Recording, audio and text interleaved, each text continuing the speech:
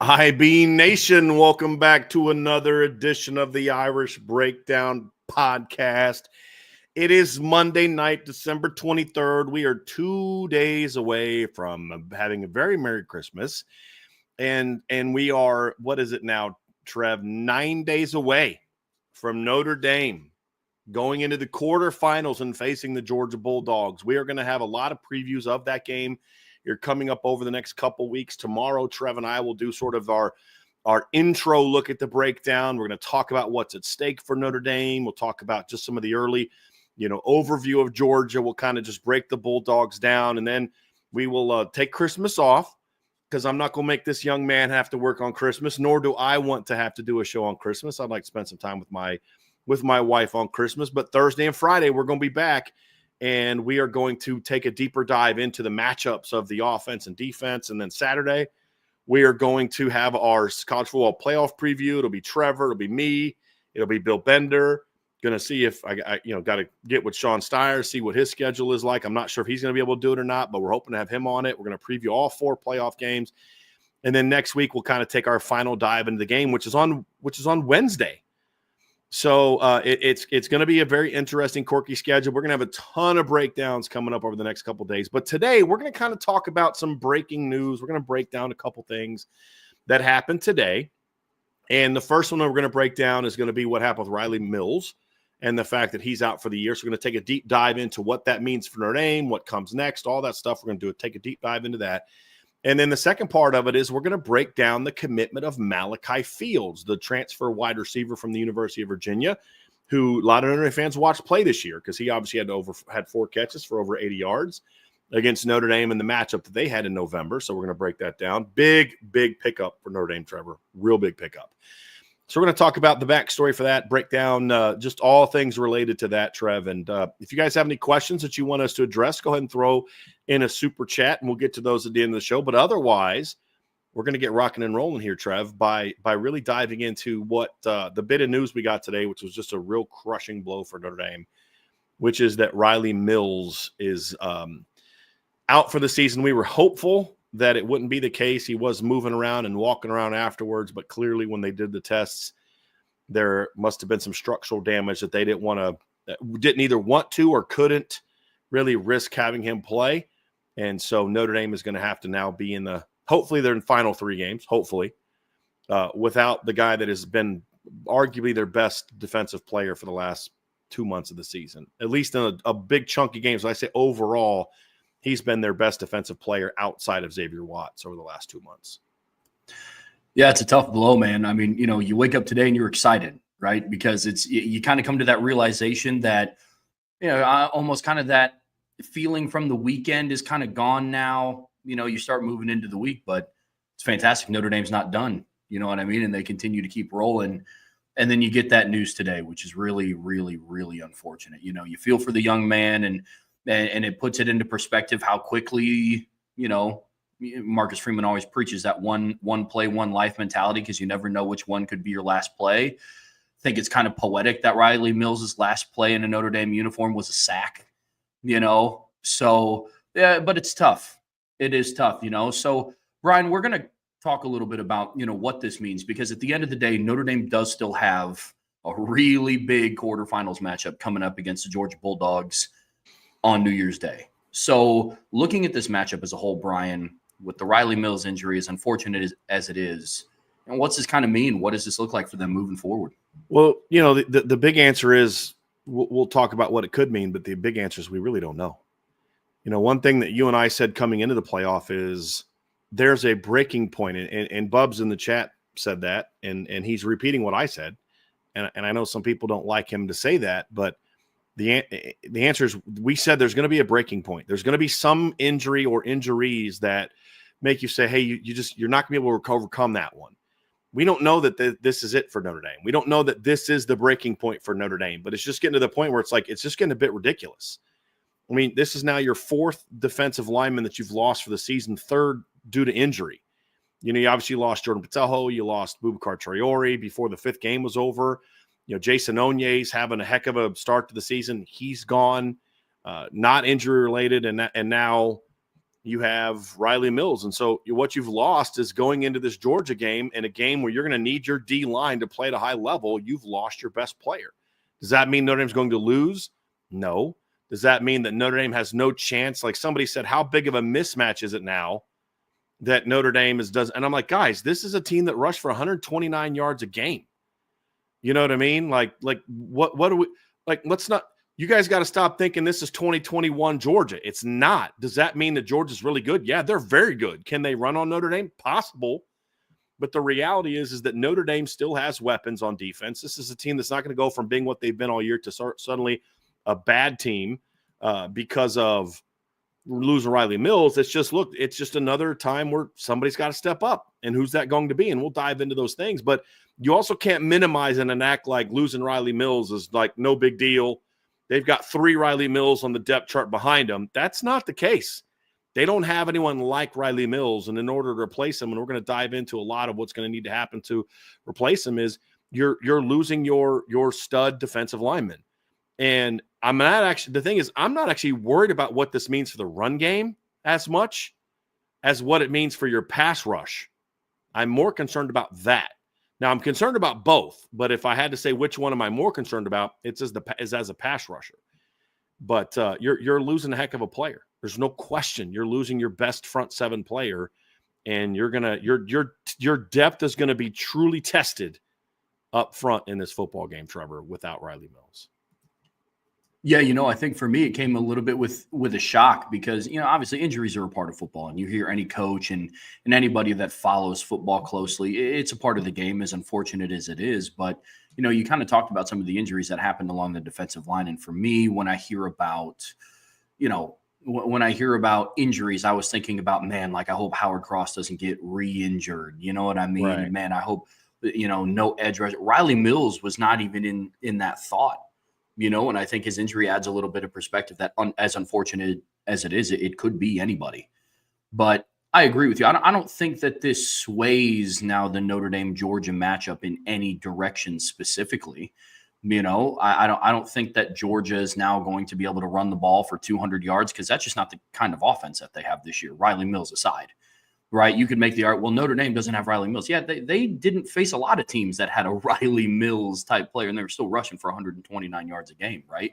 Mm-hmm. But then on the flip side of that coin is, I think you said it best, Notre Dame also now does not have another Rylie Mills kind of sitting and waiting. So it's going to be one of those questions of, who's it going to be? And I know that's going to be things that we dive into later, but his absence is going to be missed. I do think it will be more in the pass rush than in the run game because we've said all year that Gabe Rubio is their best run-stopping interior defensive lineman, right? But from a pass rushing standpoint, that's going to be really interesting to see what they do to replace and fill the shoes in 99. And no pun intended, but they're big shoes to fill, man. Yeah, so literally and figuratively, there's no doubt about it. There's no doubt about it. So, Trev, when you look at what's next, there's 2 ways of looking at it. One is who steps up at his position. Well, 3 ways, actually. One is who steps up at his position. This is what it requires to replace a guy like Rylie Mills. Number 1, who replaces him specifically at the 3 technique. We'll talk about that. Number 2 is what does this mean for other guys needing to step up around him? Number 2. And then number 3, what other parts of the team can pick up the defense now? And we're going to dive into that as well. But let's first start about who is going to replace him in the starting lineup. And there's really 2 ways that Notre Dame can go with this, Trev. Number 1 is they can start someone else in his position, whether that's Gabriel Rubio or Donovan Heinisch. One of those 2 players can start in his place, and maybe both of them can play. That is obviously something they could do.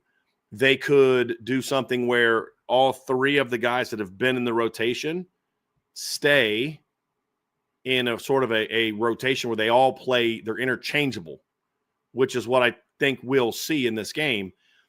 So I expect us to see some of Rubio at 3 technique, some of Cross at 3 technique, and some of Heinisch at 3 technique. Because if you break Notre Dame's film down, the way they slide, like when they go from like an under to an over front, or a team,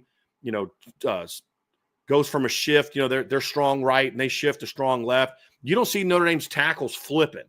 what you see them do is bump down. So you'll see Rylie Mills play inside shade on the guard or over a center. You'll see Howard Cross outside of a 3 technique. You'll see them do a lot of 2, which is head up over the guards so they can kind of slant into both gaps. And they can not only slant A gap, they can slant B gap. They can also do inside twists with each other. They also allows them to do a lot more quick outside twists where you just crash that edge. You bring him around on a little bit of a tighter angle than you would if he was playing like in an inside technique. Those type of things. And so they do a lot of those techniques where Howard Cross, Gabriel Rubio, and Donovan Heinisch, let's just say they had played quote unquote nose tackle all year. They will have plenty of experience lining up over top of guards and outside shaded of guards the way that Rylie Mills has. So it's not like you're not teaching them anything new technique wise. You're not teaching them anything new from an alignment standpoint. There are going to be some things where you've got to remember that you're the 3 on a particular play call and not the nose in certain play calls, and make sure that you're executing your assignment, which is no different than if you're playing, Mike and Will the way that Kingston did. And you're thinking, okay, well, when run is away from me and I'm the Mike, I have this responsibility. When run is away from me, I'm the Will, I have this responsibility. And sometimes you get them crossed up, right? Like that can happen. You've got to make sure that you're aware of that. But this isn't a thing where you're saying like, okay, let's move. You're missing your nose tackle. Howard Cross is out. So let's move Bryce Young in there to nose. Whole different animal, right? This is a completely different thing. That's not what this is.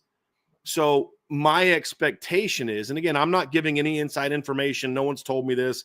Just looking at how Notre Dame has handled these things in the past, my expectation is you're going to see some sort of 3-man rotation, a lot more of where it's Cross, Heinisch, and Rubio. Some version of that threesome is going to be 2 of those 3 guys are going to be on the field together a lot. Now, we'll talk about Armel Mukam in a minute, but I think that's the first big thing is just from a pure alignment standpoint, Trev, I think that's what we're going to see from Notre Dame is those 3 guys sort of playing in some sort of combination together. Yeah, I mean, with being at this point in the season, you're not trying to teach anybody anything dramatically new. Like to your point, moving Bryce Young inside to kind of fill that void. I mean, they're just completely different style of players, right? I do want to ask you this, and I was thinking about this as the show's kind of gone on. Do you think schematically, because you brought up, different stunts, different twists, maybe different games, do you think schematically Notre Dame goes to any sort of different format, maybe runs a few more twists than they would have than when they had Rylie Mills in, or do you think it's going to be relatively similar in terms of pass rush situations? It's possible they do that, Trev. I don't know that that's what Al Golden's going to want to do, just because I don't know that he's going to want to change the entire, alter the entire call scheme with Rylie out, where they, and what you're saying is not running new stuff. What you're saying is maybe, if I'm understanding you correctly, is not that they're going to run a bunch of twists we've never seen before, but maybe ramp up the usage of those things. Yep. Is that kind of more? Yeah. Because they do a lot of that, those quick, hard inside twists, especially in pass downs. So I think we'll see that. I mean, I think we'll see some of that stuff. Howard Cross can execute that effectively. Donovan Heinisch can execute that effectively. So I don't think that takes away from your desire to run some of those twists and stunts. I think it's where you have it in your back pocket, because there's 2 ways to look at it. One of the concerns that I have about this matchup is when you have Cross and Heinisch on the field together, you're very undersized. Now, the interesting thing is when Rubio's on the field in place of – so here's the thing. We have seen very little of Mills and Rubio on the field together. There's been at times, but we usually don't see that. We saw it a little bit more late in the year when Cross was down. But earlier in the year, Rubio was out. And then, and they wouldn't have the 2 big bodies on the field together. So until Cross went down, we didn't see a ton of that. So you're still going to have Rubio kind of as your big guy up the middle, but now you're going to have more snaps where it's Cross and Heinisch on the field together. And I don't know that we've seen a lot of that this season. And so you've got to be real careful of what your alignment is on early downs when you have those 2 guys in the game, and Howard Cross, your bigger guy at 285, So do they run a little more line games like we saw against Indiana, where they're doing quick, hard vertical slants and then crashing linebackers behind them? Do we see some early, twist? The danger is if you do some of that stuff on first and second down, Georgia tends to be sort of a gap running team They'll run zone and stuff, but they'll run gap. They're going to run power and counter and stuff like that. You get caught in a twist against that, and you could be in trouble. You know what I mean? And so there's some different risks to both angles. One is if you just play straight up like you have and just try to shoot gaps, some of those double teams against because they got big offensive linemen, some of your double teams against your 285-pound interior defenders in those down and distances could end up being some problems. Sure. Then the other side is if you get caught, if they catch you in one of those twists with the right gap scheme, called or they block it or they pick it up, you're in trouble. And so there's risks inherently to both of them. I think what you're going to primarily see is, hey, look, we got to keep doing what we're doing. We got to keep riding the horse that got us here and do what we think is going to work against Georgia. That's really what it comes down to. I don't think they are going to watch how Donovan Hinish has played, see how Gabriel Rubio has played, watch how Howard Cross has played, if he's held, back to 100% even or anywhere close to it, and say, boy, we got to really change what we're doing. I don't think that necessarily is going to be the case. That may be more of okay, we're not able to do what we're doing here in the first quarter. We're going to have to change some things up and maybe get a little bit more aggressive with some of that stuff. Yeah. Okay. I figured as much, like it's not a situation where it's you reinvent the wheel. It's just I didn't know if it was something that they could go to, if, like you said, something isn't working and they have to make that sort of switch. So I agree with you. So you mentioned Howard Cross quite a bit, and he's going to kind of be that kind of key integral player that now has the opportunity to step up, because I could be wrong about this. I feel like we've seen quite a bit of Rylie Mills without Howard Cross over the last couple seasons, but we haven't seen a lot of Howard Cross without Rylie Mills. You know what I mean? We haven't seen that. And that's going to be a big question. Look, if Howard Cross was 100% healthy, and because we saw him sort of in the middle of the year this year, and we saw him at stretches last year where he was their best defensive lineman. In certain games, he was their best defensive lineman this year. Last year, for stretches, he was their best defensive lineman. We've seen Howard Cross show the ability to be an impactful player, very disruptive, tackles for loss. And what's interesting is, even though he's been banged up quite a bit this year, he still put up pretty good disruptive numbers for a guy that missed as much time as he did. He's still third on this defense and with 5.5 tackles for loss. And he's still second on this defense with 4 sacks, despite missing 3 games with an injury, really 3.5 games with an injury. And so he's had his moments, but he's going to have, like, the discouraging thing for me is if Howard Cross looks like he did against Indiana, that's where I'm getting worried, because he had no burst off the line. He just had no juice coming off the line. If the extra time off, the extra further and further away from that injury he suffered against Florida State allows him to get some of his quickness back, his explosiveness back, I think they're going to be okay, because Donovan Hinish has played really good football since Howard Cross went down.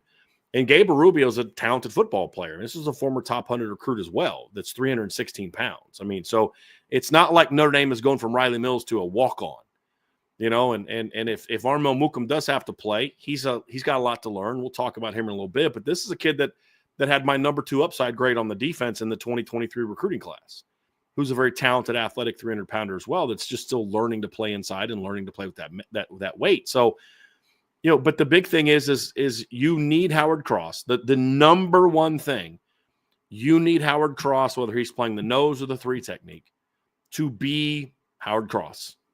You need him to be the best version of himself. You need him to be, hey, that All-American player you were last year, that All-American player you showed flashes of being this season.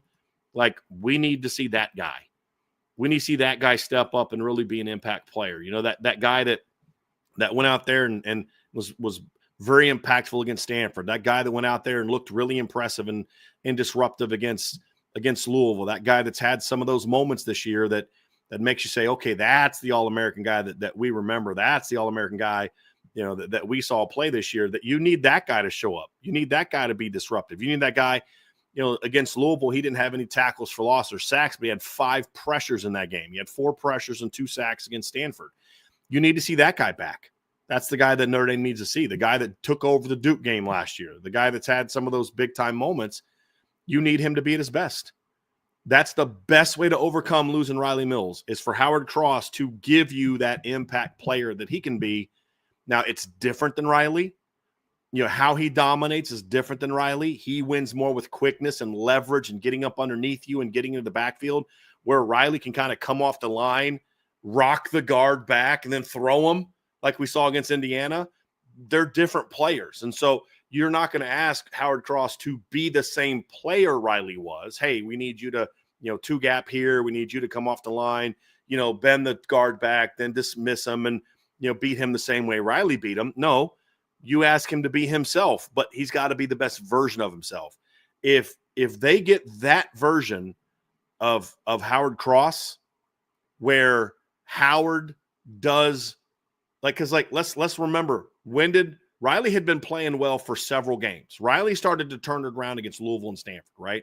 But he took things to a whole nother level when Howard went down, because Rylie took it on himself like, hey, look, my dude is out. I got to step up and carry this team now. And he did.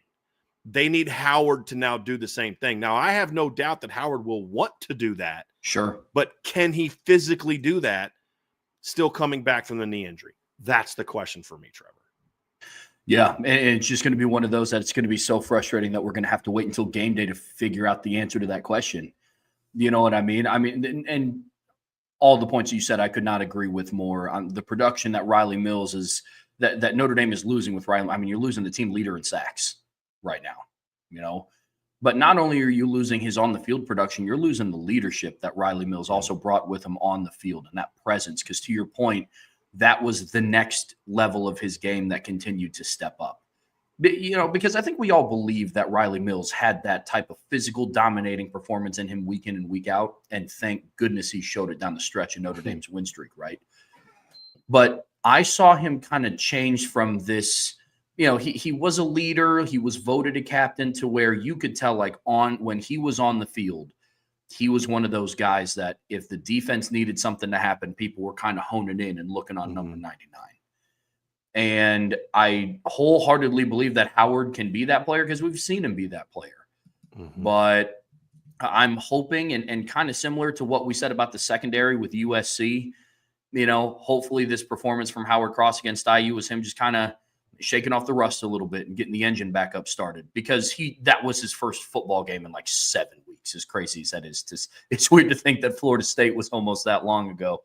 But yeah, I'm hoping and chalking it up to that. And hopefully it's not a lingering hey, yeah, unfortunately the dude's just not 100%. So that's when I'll get worried, Trev, is if we're watching that game in the first quarter, Howard's not coming off with any juice. That's when you're like, okay, they're going to have to do something else. Schematically, they're going to have to do some things to protect the interior guys. Yep. They are.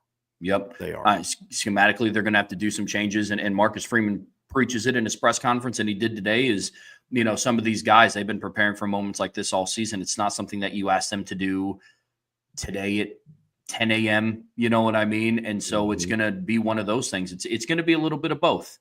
Right? Howard Cross is going to have to step up in a big way and kind of and perform at the highest level that he has been. Basically take his highlight reel from 2023 and his highlight reel from this year, and you got to put it all together and mash it up against Georgia.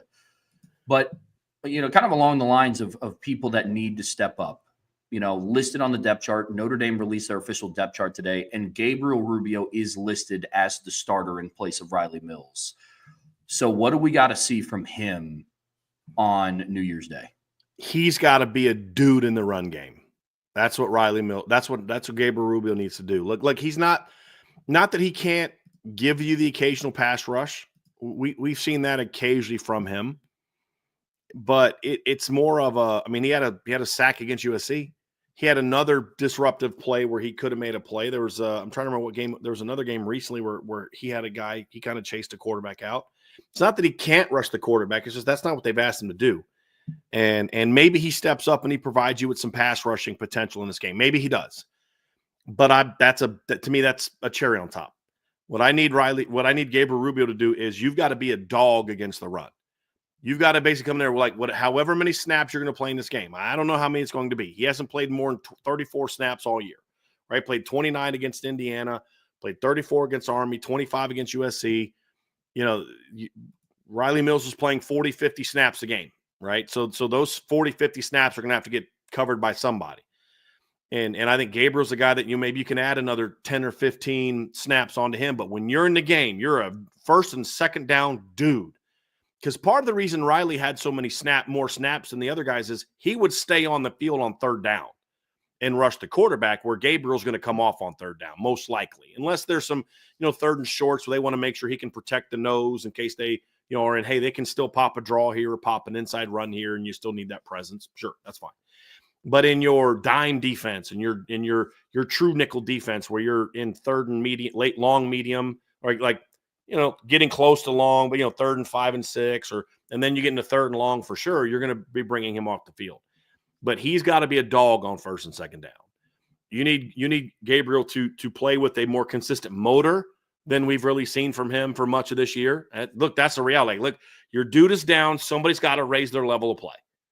Like for Howard Cross, it's not raise your level of play. It's just get back to being the dude you were, and it's going to be about health. If Howard Cross is healthy, I have no doubt you're going to get the best version of Howard Cross. I think he's going to play as hard as he can and as well as he physically can. We just got to see what that's going to look like. Right. With Gabriel, he's been more inconsistent with his performance, with his focus, with his effort. And that's what you need to see more of from him is we've got to get that dog version of you back. And we've seen that. Like last year, he was in and out of the lineup, but last year he was an absolute dude against the run, I thought last year. Yeah. And he's been a dude at times against the run this year, but at times we saw against Indiana early in the game against Indiana, they were stretching at him. They were running right at him on stretch stuff, and he was getting sealed because he wasn't doing what he needed to do and beating blocks and getting that kind of push. They're going to need Rylie. They're going to need Gabriel Rubio to take his game to another level. He's going to have to be more consistent with his technique. He's going to have to be more consistent with his assignment correctness, and he's going to have to play with an even higher motor. Like we need to see the best version of Gabriel, which is a good football player that would start for a lot of teams.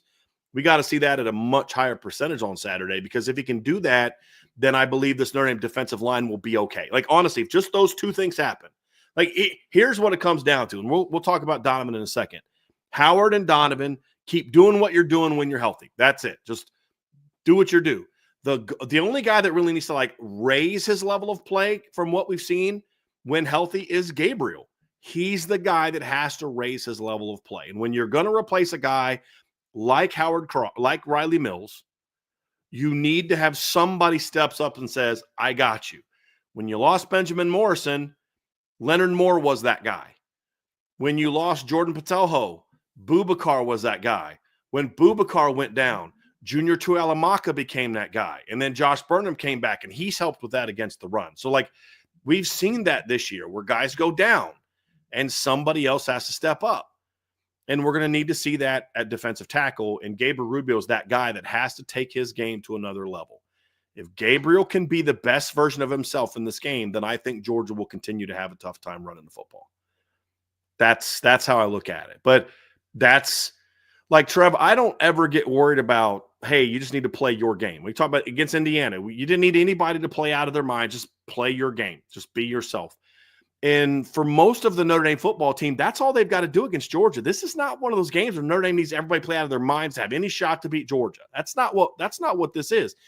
Number one, and it's not necessarily because Georgia's not good. They are. This is not 2021 Georgia. We've talked about that. This is still a very good Georgia team.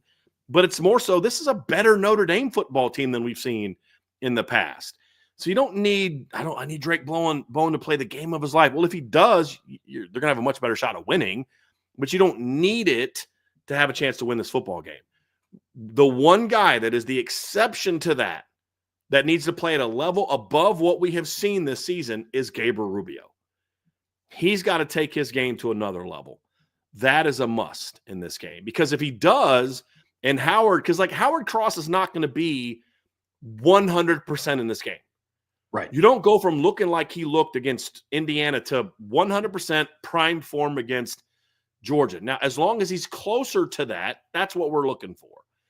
But what helps Howard not have to carry the same load that Rylie was is Gabriel Rubio stepping up. That's the big key. He's got to step up and say, hey, take your game to another level. He's the one guy that has to do that for this Notre Dame defense if they're going to continue playing at the high level they have this season. Yeah, absolutely. And I love the way that you phrased Gabe Rubio's play, right? Like nobody can ask anybody on that depth chart to come in and be Rylie Mills because he is a one of a kind. There's a reason why he made like the preseason ESPN freaks list, whatever that was, right? There's nobody like Rylie Mills. He was a second team All-American on Sporting News. Right. But Gabe Rubio needs to play in a way that is the best of his skill set, right? Gabe Rubio is not a pass rusher like Rylie Mills is, right? But what he has shown flashes of is being a better run stopper than Rylie Mills throughout his time at Notre Dame. More stout, right? I mean, well, let me ask you this.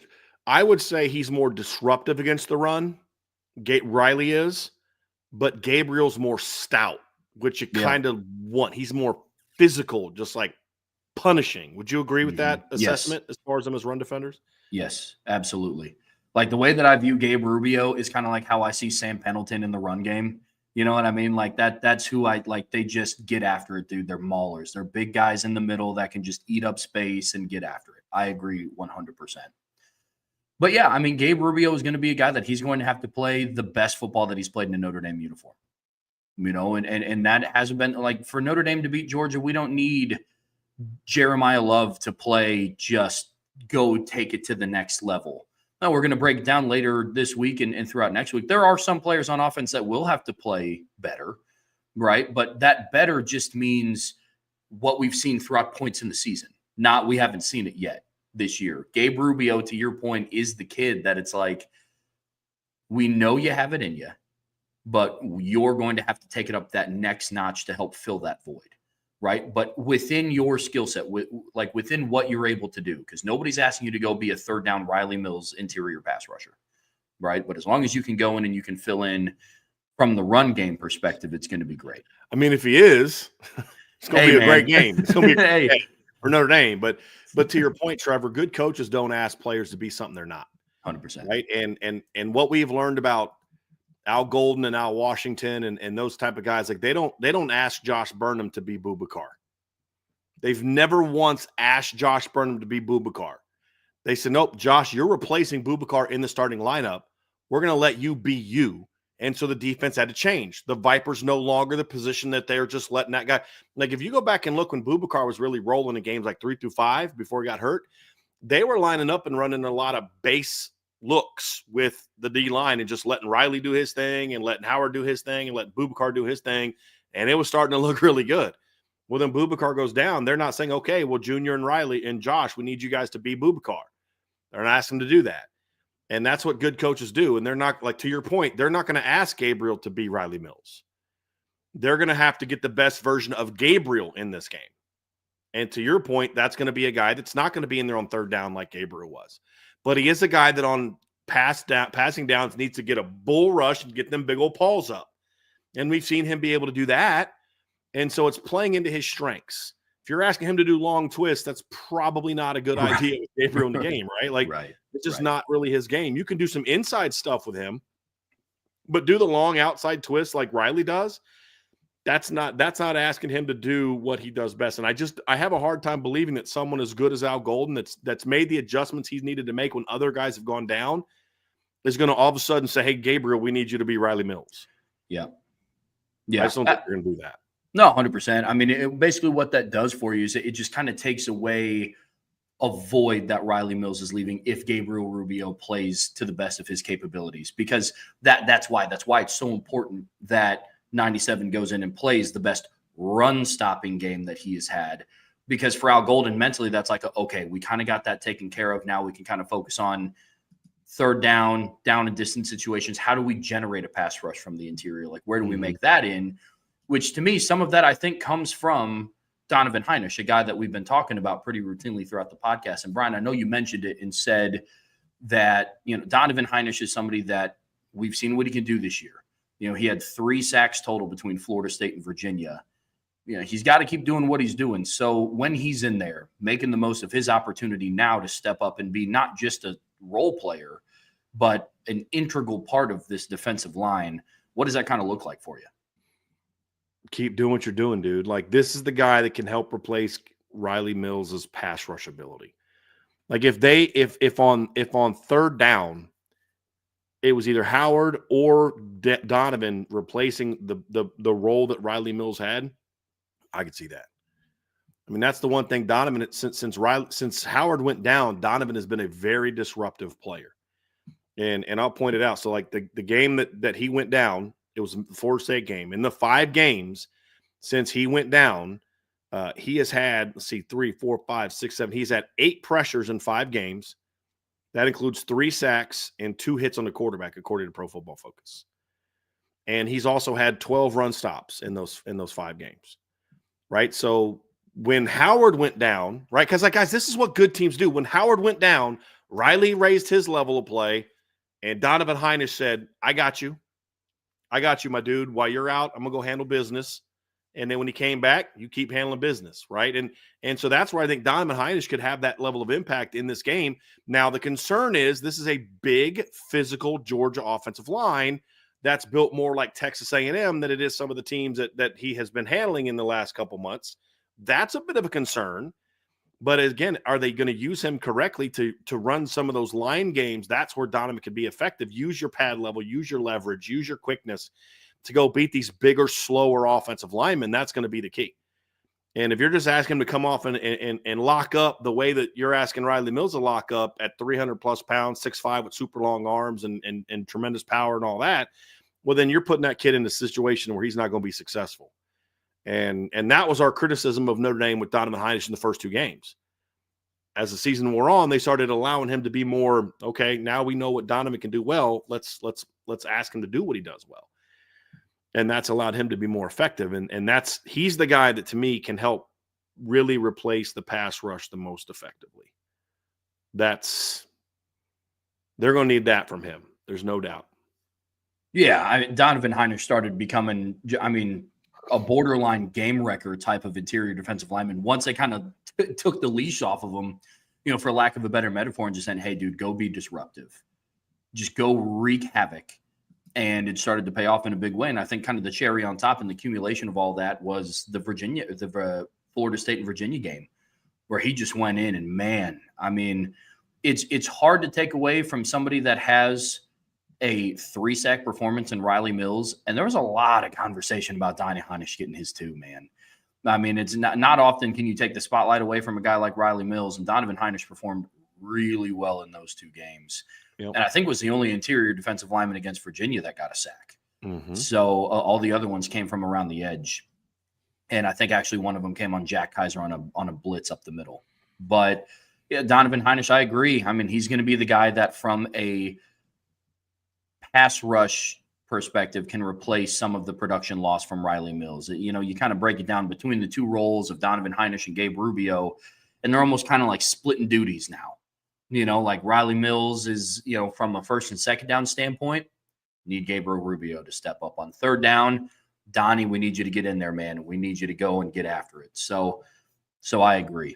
Absolutely. Are there any other players that you think, well, I know that there are other players, but what other players do you think? The guy that I think could potentially take some snaps on the first is Armo Mukum. I don't know that he will. But the hope is, because like we've seen this in the offseason before, like you guys remember last year when we're going into the bowl game against Oregon State, and Blake Fisher opts out, Joe Alt opts out, and we're thinking, okay, it's going to be Emil Wagner at right tackle, and Tosh Baker's going to step up at left tackle, and okay, here we go. We know what it's going to be. But then Charles Jagusah was like, well, hold on a second. I got something to say about that. And what they saw from Charles Jagusah in bowl prep was this is a different cat, and he went in and earned a starting job, and then goes into the offseason as the locked down the left tackle job, right?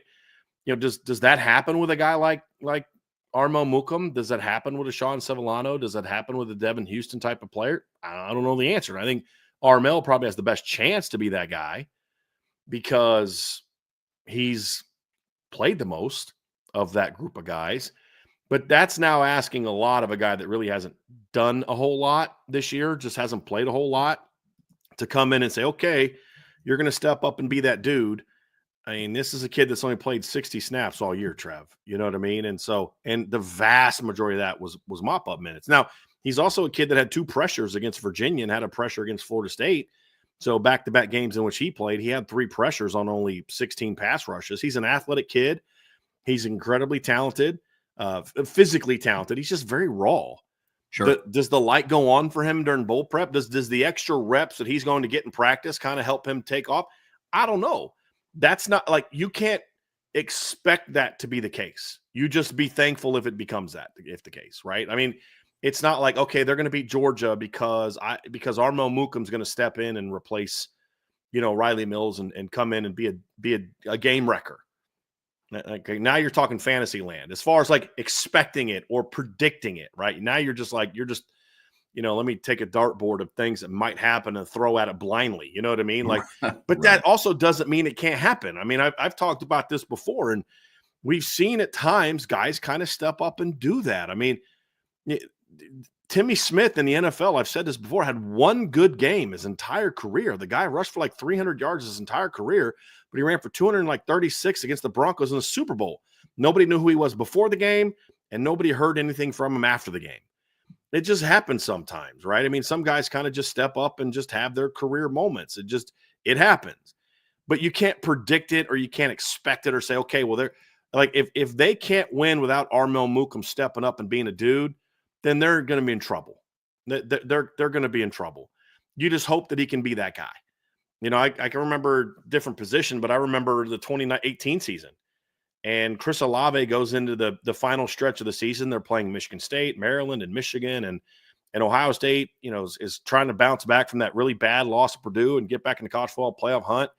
And Chris Olave goes into that last 4-game stretch with 2 career catches as a true freshman for 19 yards. They were both mop-up minutes. And in the last 4 games of the season, he catches 10 passes for like 180-something yards and 3 touchdowns, including 2 for 48 and 2 touchdowns against Michigan, then 5 for 79 in the touchdown in the Big Ten title game against Northwestern. Like, where did this come from? You know what I mean? Like, that happens sometimes. But if I were to sit here and say, okay, guys, don't worry, Notre Dame's going to be fine because Armel Mukum is in the lineup now, that would be an unrealistic expectation for him to just assume it's going to happen. But we have seen guys in the postseason with extra practice time and extra reps, the light goes on. Because here's the deal. If Joe Alt and Blake Fisher don't opt out, Charles Jagasaw doesn't get that extra time in practice to then have the light bulb go on. Well, he's going to get that now. Armel's going to get that now. Will the light go on? I don't know. If it does, Notre Dame's going to be just fine.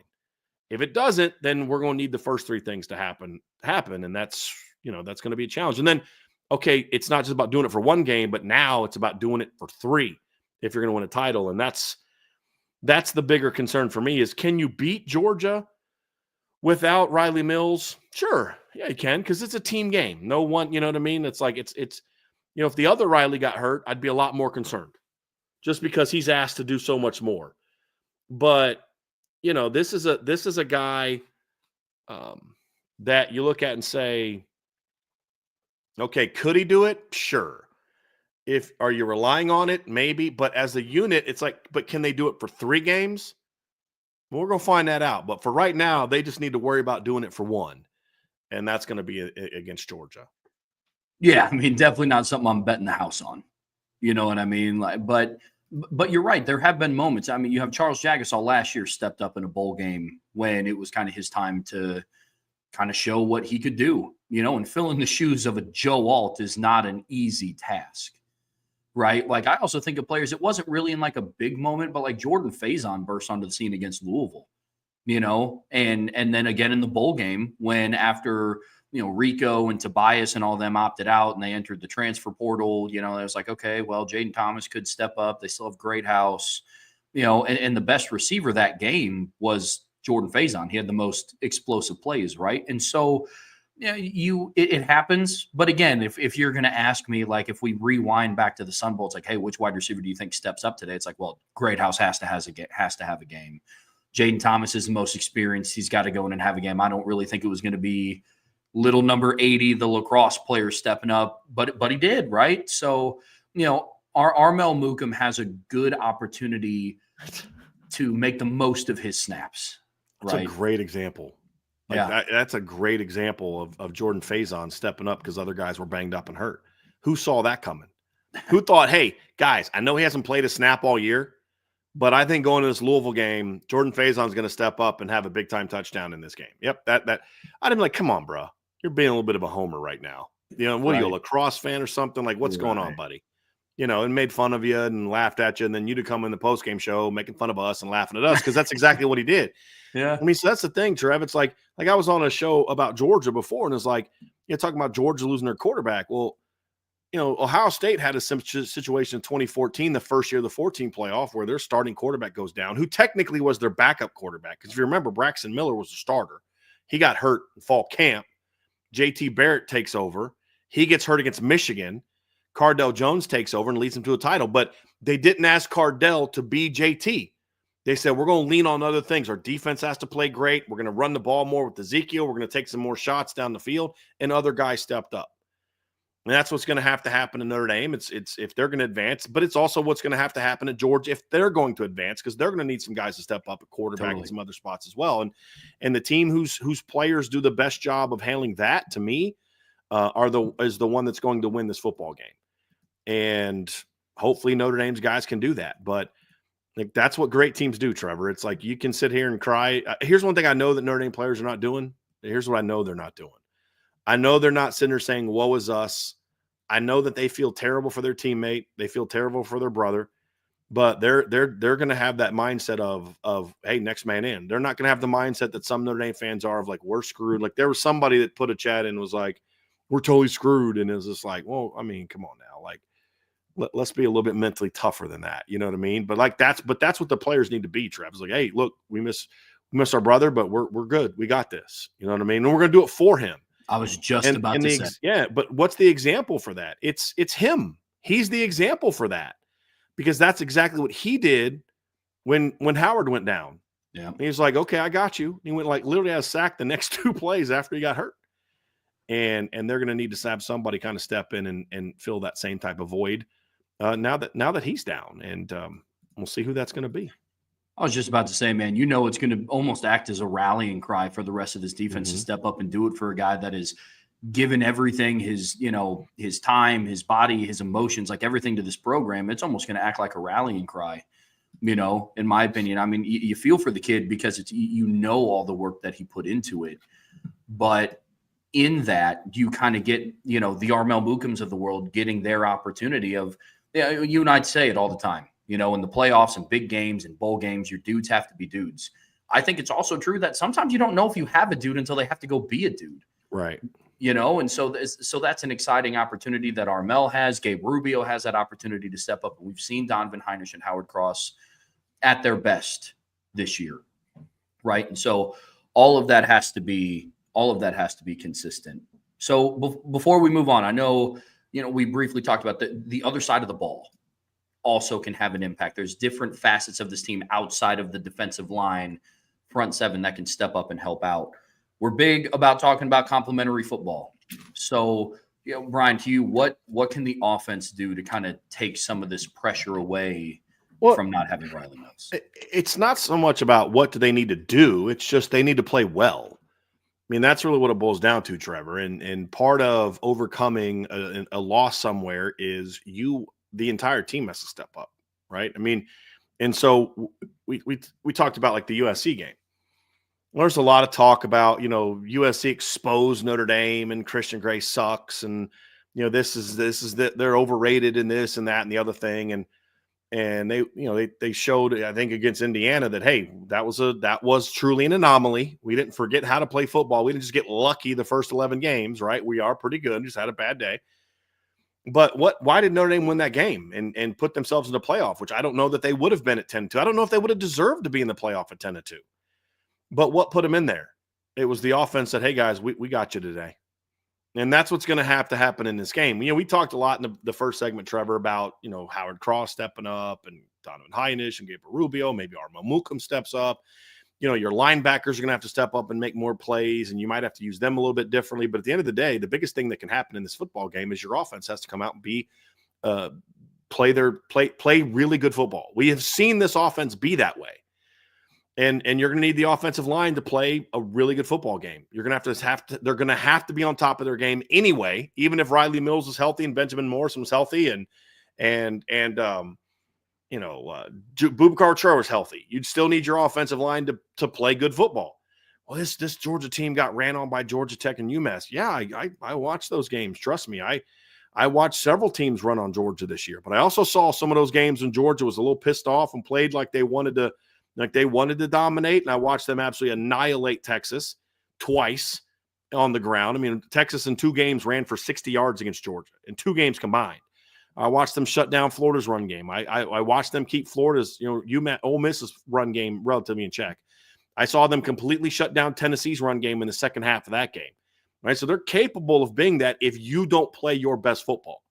You're going to need that. You're going to need Riley Leonard to be the best version of himself, right? So if one team captain named Riley's down on the other side of the ball, the other team captain named Riley needs to step up and say, hey, like it's not about putting pressure on yourself, but like, hey guys, we got to go out there and we got to pick up this group. We got to pick up our brothers on the other side of the ball. It's not just them and say, hey, we got to come out and play our best football. We got to do what we know we're capable of doing, what we've shown we're capable of doing, and go do that. I've got to make good decisions with the football. I got to get the ball where it needs to get to. When I throw you the football, you got to make those catches. When the holes are there, running backs, you got to hit them. When those opportunities are there for me as a quarterback, I got to take them. And so part of being successful and overcoming a loss as big as Rylie Mills is the other side of the ball, because here's the thing, guys. Georgia's having the same conversation, or at least they should be having the same conversation right now with their defense. Hey, Carson Beck's out. Our offensive line's been banged up. They should be a little bit healthier for this game because they've had some time to rest. But, they're a banged-up football team on offense as well, and they're missing their quarterback. So they're going to need their defense to step up and be the best version of themselves. And can the Notre Dame offense overcome that and go out there and score some points? I mean, that's the other part of this, Trev, is the Notre Dame offense has to say, hey, listen, we've done our thing, right? We've put up good numbers against teams that aren't as good as us and all that kind of stuff. And we've had some good moments against teams that are pretty good. But guys, we got to play a 4-quarter game. That's what it needs to be. So the offense is going to have to take this a little bit of pride in, hey, it's not just about those guys overcoming Rylie Mills' injury. We can take something to overcome Rylie Mills' injury by coming out here and playing the best version of Notre Dame football on offense. So I think that's a big piece of this puzzle as well, Trev, is you're going to need that side of the ball to carry you a little bit. You're going to need your special teams to make sure that if Georgia's going to score, they're going on long scoring drives. Win the field position battle. You can't have missed field goal opportunities. You can't have, as an offense, you get in the red zone, you need touchdowns. I mean, all those things are true, and we'll break all those things down as we get closer to the game. But just big picture, this might be the biggest thing to overcome Rylie Mills' injury. This might be the most important aspect, is your offense has to do to Georgia what some teams have done to Georgia this year. But we haven't seen Georgia really be that defense in some of the bigger games at times. Does Notre Dame have the firepower at receiver to hurt them the way that Bama did or the way that Ole Miss did? Can they run on Georgia? Can they be that team? Because if you think about the 2 games where the Georgia offense got worked and lost games in the regular season, it was because teams threw all over them. And that's not who Notre Dame has been. Can that change in this game? They don't have to light the world on fire, man. But, Ole Miss threw for 263, averaged 9.4 yards per attempt. Alabama threw for 374, averaged 11.3 yards per attempt. Ole Miss or Mississippi State scored 31 points on Georgia. Their quarterback threw for 306 yards, 8.3 yards per attempt. Georgia Tech, Haynes King threw for 303 yards and 8.2 yards per attempt. So in the games where Georgia has given up points, the other team's offense really stepped up and made plays in the throwing game on top of being able to run the football. Like Notre Dame's not going to be able to run the ball on Georgia the way Georgia Tech did if they're not able to make some plays in the passing game the way that Georgia Tech did and made Georgia pay for trying to stop their run game. That's going to be a big part of this. And I would argue, Trevor, and I want to get your thoughts on this. I would argue this is without a doubt the number one best way that Notre Dame can overcome not having Rylie Mills is for the Notre Dame offense to finally step up and say, it's our turn to now carry this football team. It's our turn. Yeah. and do it that way. Absolutely. I mean, I couldn't agree more. I mean, we've seen it through spurts, right? But now we as a fan base, as people that break down the game, are going to have to see it for a full football game and potentially moving forward. But obviously first, let's look at the matter at hand. Notre Dame's offense has done it at times. They did it against Louisville. The offense kind of needed to step up a little bit. And like we've talked about all year, we think that Louisville first half was kind of the turning point of the season, where the offense rattled off 21 points in the first quarter and kind of showed the defense, hey, guys, this won't be like 22. Hey, guys, this won't be like 23. You don't have to carry us in any big game. You have to hold opponents to 10 because we're only going to get you to 14, right? I think that was the moment, right? You saw it against USC, where the defense was just, they didn't give up a score on their first drive, but USC marched right down the field. And you could kind of get that sense of like, okay, this is going to be an interesting one for the defense, and the offense was like, okay, we got you, rattled off 35 points in 3 quarters. Now, I'm not saying they're going to be able to do that against Georgia, right? But example still being, Notre Dame's offense has shown at times that they can pick up the slack where the defense has not had their best game. And that is the sign of a championship caliber football team. That is a sign of really good complementary football. And so the best way that what Riley Leonard can do, what Mike Denbrock can do, what the starting offensive line can do is go out onto the field and sustain drives, not go 3 and out. Don't turn the football over. Don't put your defense in a spot where they have to be like, all right, got to get another stop again. You know what I mean? So do the best that you can to alleviate the pressure, because not only are you helping out the void of Rylie Mills and you're helping out the defense as a whole, you're helping out the guys like Gabe Rubio, who is now also having to be tasked with, I got to play the best football that I've ever played. You're helping out the Armel Mookums of the world. A kid that's going to come in, like you said, he's very raw. He's going to be wide-eyed of like, first meaningful snaps in a game is against Georgia in the Sugar Bowl in the quarterfinals of the first 12-team college football playoff. So lean on the aspects of your team that have experience, that have played in big games before, that have played the duration of the season. So offense is going to play, honestly, you can chalk it up to like a 1A, 1B type thing. Yes, Howard Cross has to step up. Yes, Donnie Heinisch has to step up. Gabe Rubio has to play at a level that he has not played yet in 2024. And Armel Mookum is going to have to make the most of his opportunities. 1B, the offense is going to have to do what they can and play the best football that they've played all season. So all of those things, it's going to be an interesting matchup to see what happens without the absence of 99. But, man, that's a tough one. And it's not how you want that to end for that kid because of all that he's done for this school. But like I said, it's the perfect opportunity for this team to kind of have, sometimes you look at injuries and it's really tough. Injuries are always a tough blow. But you go back through and you look at, gosh, how did Notre Dame go on this 10-game win streak? How did they keep up this intensity week in and week out? And, you lose BMO. And that's just a rallying cry. Hey, let's rattle off these next couple games for him, man. Then Howard Cross goes down. It's like, this is our, 6-year guy. He's been here he's getting this program everything. Like, let's keep it rolling for him. And now Rylie Mills goes down. And it's just kind of it's just continuing to feed the fire that is this football team. So I'm not trying to paint the picture that this is actually secretly a good thing, because please just give me a healthy Rylie Mills, right? But I think above all else, getting back to the point, if this offense can play like we've seen them play at spurts this season and take the pressure off of Al Golden's squad, it's going to be a lot more easy for this defense to get stuff done.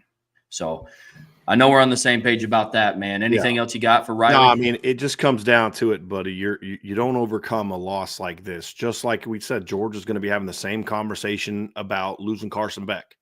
It's not they're not going to say, hey, Gunnar Stockton, go win us the game the same way that Carson Beck would have. It's, hey, run game. We need you guys to step up and be better. Hey, pass defense.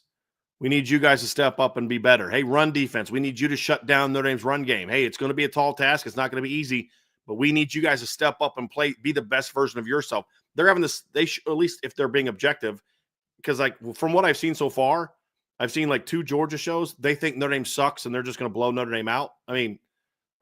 That's what I've seen so far. But we're talking about the coaches. We're talking about the team, the guys that know ball. They're saying, hey, look, this isn't going to be about, hey, let's all ask Carson Beck to just step up and be the entire replacement for Carson Beck. Or excuse me, they're Gunnar Stockton to be the replacement for Carson Beck. No, they're going to say, hey, Trevor Etienne, Nate Frazier, we need you guys to step up. Hey, offensive line, you guys are a little bit back to health now, right? We got everybody back, should have everybody back for the bowl game, right? Let's get you guys going. We need you guys to step up and be the best version of yourself. Hey, get Dylan Bell back to health after he's got some time off. Hey, Arian Smith, we need you to catch the dang ball, my man. Tight ends, we need you guys to step up like you did against Tennessee in the second half.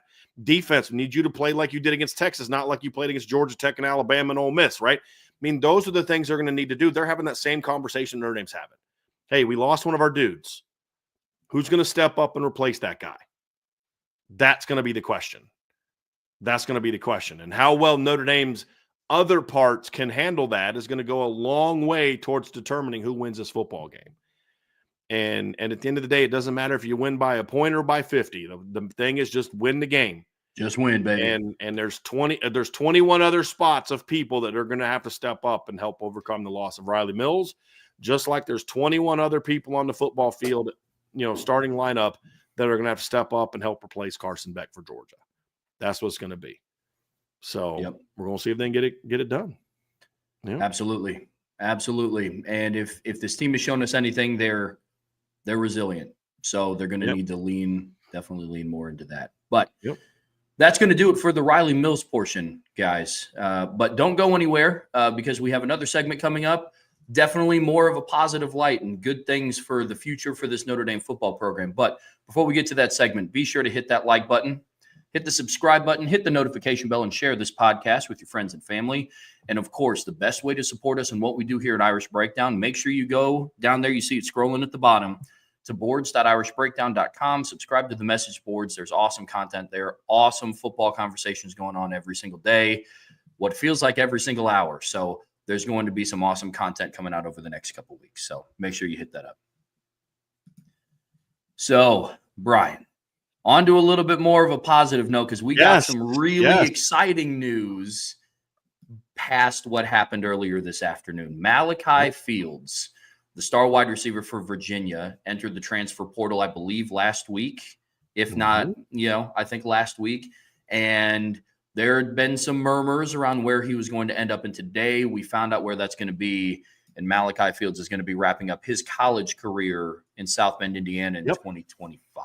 It's exciting, isn't it? Right. This is a big one for Notre Dame. This is a big one, Trev. So as you kind of start to talk about, what this one means, this is what Notre Dame wanted in the portal. First of all, big picture. This is what Notre Dame wanted. They needed to go into the portal and get a receiver, an impact receiver, and Malachi Fields is that. But not only just a receiver, they also needed to go into this one and get a receiver that could play a specific role, that had a specific type of skill set.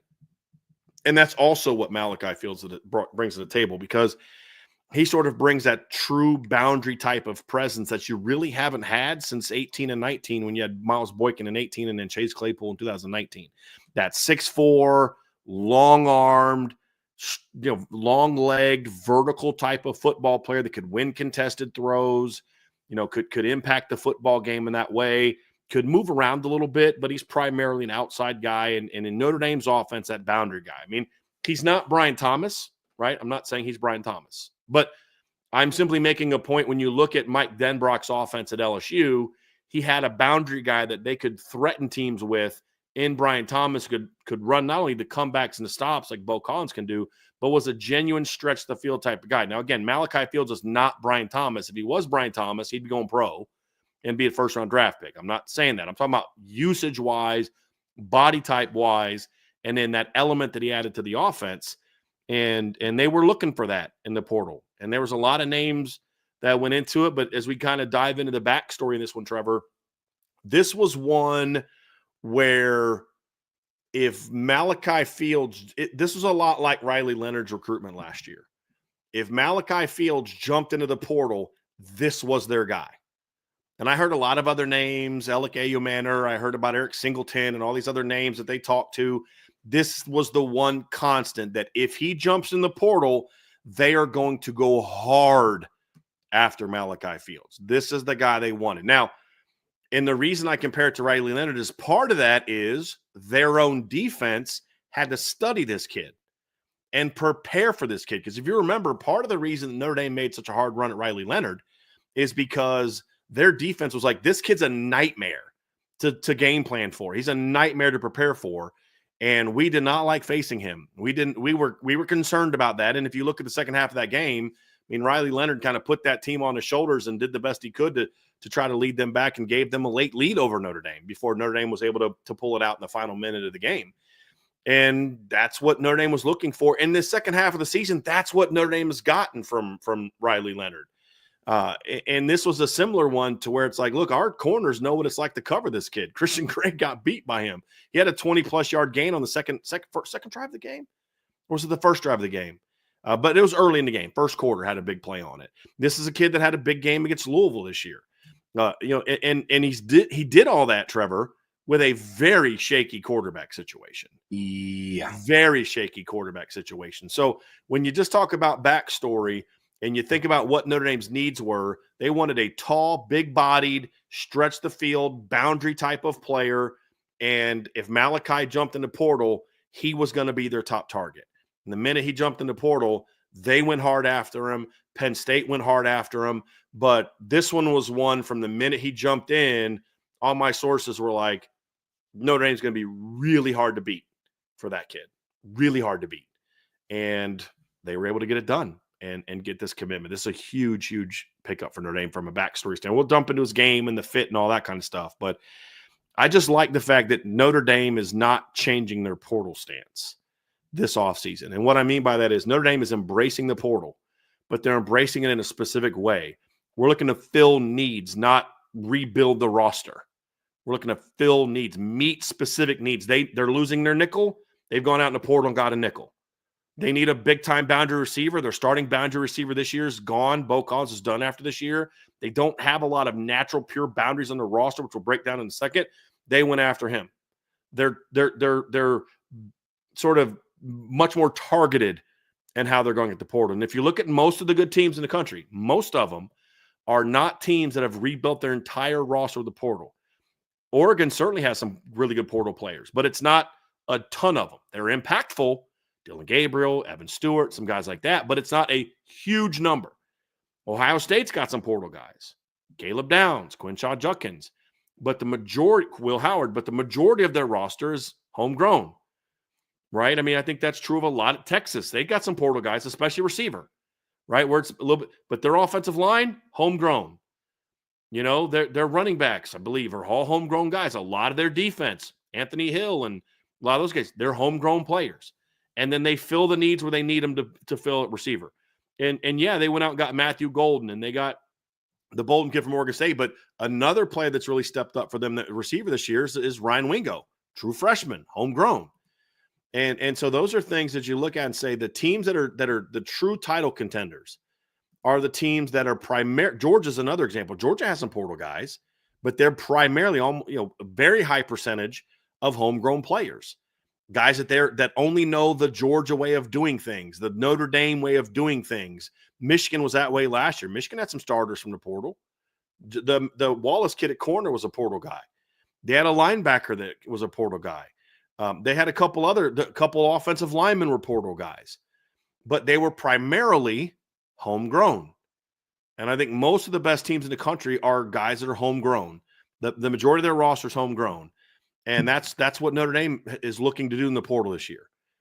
And I think that's the winning strategy. And this was arguably the biggest need that they had. Is like, I didn't necessarily want them to, I was not like gung-ho, like go get a receiver. You need a bunch of receivers. I was more, if you're going to not play your young guys next year, you better get a dude. And I think Malachi Fields is a dude.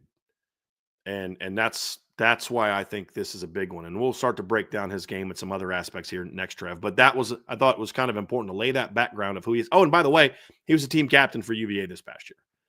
So you're getting a guy that his teammates thought was a leader of that football team. And I think character matters. I mean, that's why Bo Collins was able to fit into the roster the way that he has. That's why Chris Mitchell, who was a 1,000-yard receiver last year, doesn't get a ton of touches this year has not become a cancer in the locker room because you got a kid that has some character to him. That's an important piece. RJ Oben hasn't been the player at Notre Dame that we all hoped he would be.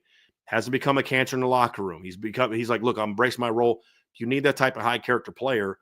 From everything I've heard, Malachi Fields is that kind of player. The difference is this is a higher level of talent than maybe what we've seen in a lot of different places.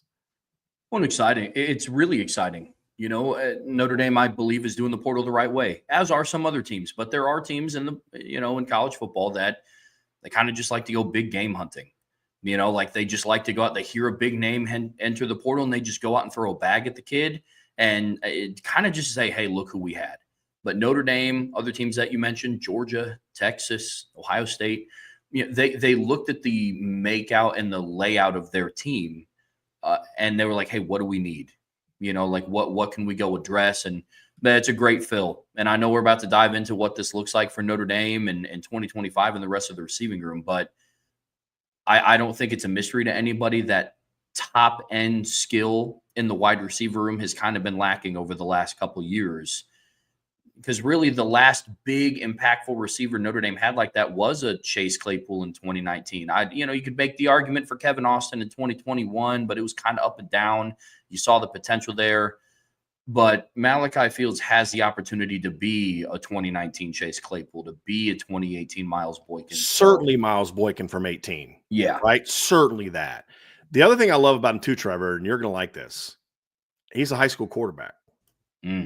So, there's a level of football IQ there, in my opinion, of how you see the game. I love guys that played quarterback in high school. And maybe it's biased because that's kind of what I was, a high school quarterback that moved to receiver and, late in my high school career and then freshman year of college before I moved back to quarterback. But I love guys like that. Lou Holtz Anquan Bolden was that in high school. Anquan Bolden was a dude at receiver, at quarterback in high school. Now they were a running team and all that, but like he had that. That's why Anquan Bolden wasn't like an elite athlete. He wasn't like a 4.3 40 guy, but he knew how to get open, man. Because he was a quarterback. He understood that game from that level. And so I like that aspect of what Malachi brings to the table as well. And that could be my personal bias because of my own background, but I just feel like there's a lot of guys that are like that. Really good receivers, under the radar. It's partly why he wasn't a big-time recruit. It's from Charlottesville, Virginia. Like that's another interesting piece about that. And that's a really big pickup. Yeah. No, it's massive. And I'm excited for it. I'm happy that he chose South Bend. It's filling a big need. And not only is it filling a need for next year, but you do have the young guys. I mean, give Micah Gilbert and Cam Williams some time with Malachi Fields in the offseason. You know what I mean? When will he get to campus? Will he be on campus in January, or is that it going to be? I don't know. Okay. I will try to find that answer out, but I don't know the answer to that again. Okay. At this point in time. No worries. So we're talking real highly about Malachi Fields. It's really exciting for when he's going to get to South Bend and the impact that he's going to have on the field. And what have you seen from him on film that kind of gives you just the confidence that he's going to come in and make an immediate impact? I mean, the first thing is easy, right? You don't have to be a great at film breakdowns to notice the first thing on film is this kid is big. And I don't mean big like thick, but he's 220, but he's 6'4", really long arms, really long legs, huge catch radius. He brings size to the table. And Bo brings that to a degree, but you just kind of see these two kids next to each other, and it's just like there's a clear difference between the size that Malachi Fields possesses and the size that Bo Collins possesses. And he's got that experience playing as an outside guy. Now Virginia would move him around. He'd play in the slot at times, but he was primarily an outside guy. He'd play field and boundary, but he's primarily an outside guy. But it's the size. That's the first thing you notice, Trevor. And the second thing you notice is he's a legit vertical threat. And he looks more like Miles Boykin as a runner than he does Chase, because he's like that long-limbed guy that doesn't look like he's fast, and then the next thing you know, he's kind of running by you because he is so long-limbed, very high-cut kind of guy, when body type-wise, but he's a legitimate stretch-the-field type of player. Virginia didn't use him as much on that as they probably should have because that's not their offense. It's much more of a short to intermediate type of offense, but he has that ability. He's shown that ability to be that kind of down-the-field player, and that's the second thing that you see, Trev, is a guy that has athleticism. He's a pretty smooth athlete. He's not really stiff and tight like you'd expect from a guy that's as high cut as he is. He's also not like super shifty. I mean, he's not going to, no one's going to confuse him for Zachariah Branch. You know what I mean? Who George has got in the portal or going to get in the portal. I don't, has that official yet? Or is that just kind of what people are reporting? But they're a very different type of athlete than that, but he's got some smoothness to him that you like in a big guy. So athletically, he brings that to the table. He gets off the line pretty well. It plays with some urgency coming off the line as a route runner. Shows the kind of foot quickness you like to be a good top-end guy to gain separation. You can get out of his breaks pretty quickly. And just overall is a solid route runner, but it's that down-the-field ability that you really like. And in the final piece of this, Trev, and I want to get your thoughts on what you see from him on film, is he's got really strong hands. He had 6 drops last year, only had 2 this year, and he's had 8 drops in the last 2 years on about 200 targets. He had 2 drops this year on almost 100 targets. But not only that, but it's just you watch him catch, and almost every catch that he makes is away from his body. Like even on slants and posts, he's snatching the ball out of the air. He attacks the football. And I love guys like that because that tells me that's a confident football player. That's also a lot where you see a little bit of a quarterback background because quarterbacks are used to going and getting the football. Perhaps that came from his quarterback days, but he attacks the football really well with his hands. Now, there's times where I'd like to see him attack it better with his body, where he'll kind of stand on the stop route and like reach his hands out, but his body's stationary, and that allows the guy to get behind him. I'd like to see him maybe step to the ball a little bit better on some stops and comeback type routes, but he attacks the football real effectively, has really strong hands, good body control on down the field throws, catches the ball in traffic over the middle of the field. And just has an overall very strong catching ability in a lot of different ways. Not just catch radius, not just length to attack the football, just overall body control. He tracks the ball very well on downfield shots also, which I like. That's an important piece of this, and just gives you a really nice, impressive weapon to attack people with. And he brings a ton to the table in that regard. Works past 10 a lot. Like, obviously Virginia's offense, how it is, Trev. There's a lot of short stuff there too. But if you look at his numbers from Pro Football Focus, he had 15 catches that he caught the ball from 10 to 19. And then he had 5 catches that he caught the ball past 20. So like I said, they didn't ask him to do it a ton this year, but he can do it, and he's pretty good at it. When they give him a chance to do it, they just don't do that because that's not really their offense, and they don't really have quarterbacks that are throw the ball down the field kind of guys, and they can't really protect the quarterback all that well. So those are all aspects to it, but this is a guy that brings a high level of talent to the table. Oh, and here's another interesting thing, Trev, about him too. So he had – let me pull up the article I had today because this is really interesting because you see it on film, and then there's parts of it you want to – okay, well, do the numbers back up what my gut tells me? But this past season, let me find that number. He had 278 yards after the catch. Now, keep in mind, he had 808 catches or yards this year. 278 of that was after the catch, and he forced 12 missed tackles. Notre Dame's leading receiver in yards after the catch was Jaden Greathouse at 175. And then their leading receiver in forced missed tackles, it was a tie between Chris Mitchell and Bo Collins, who both had 6. So he's not just a guy that catches the ball and goes down. And that's where he's a little bit more like Chase. Because Miles was kind of like catch it, and if he was over top of you, he was going to outrun you. But he was more catch it, and that's where he's going down. Back shoulders, in cuts, catch it, and he's going down. Not a lot of his throws were like we saw against LSU where he catches it, makes dudes miss, and then that's not primarily what Miles did. His work was done prior to and at the catch point, where Chase in 19 brought a little bit more of he could do some stuff after the catch as well. And I think that's where Malachi is got some more similarities to Chase, is his ability to do some things after. He's not going to look like Randy Moss after the catch, right? But he's not just a catch it and that's where it's going to go down type of guy. And that's important because we saw that, from Bo Collins against Indiana. Bo catches that 3rd down and 6, or was it 3rd down and 10? No, 3rd down and 6, short of the sticks, makes the guy miss, gets outside, picks up the extra yards. Malachi brings minimum of that to the table. but he also does some things where, like we saw from Bo early in the year, where you can still throw your screen game to him and do some things like that. So you're not losing that with Malachi coming in and losing Bo, right? And that's an important piece to this as well, and a good fit into the Notre Dame offense.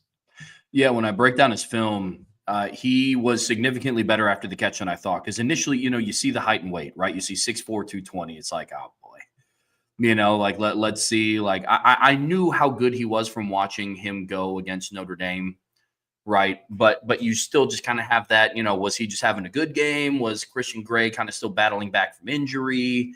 Both of those things were kind of true. And then I got into his film, and he does a really good job of getting yards after the catch. He's not just a catch it and go down guy. I think he's a really good route runner. He does a good job of stacking corners, that's been an issue in Notre Dame's receiving room this year at times.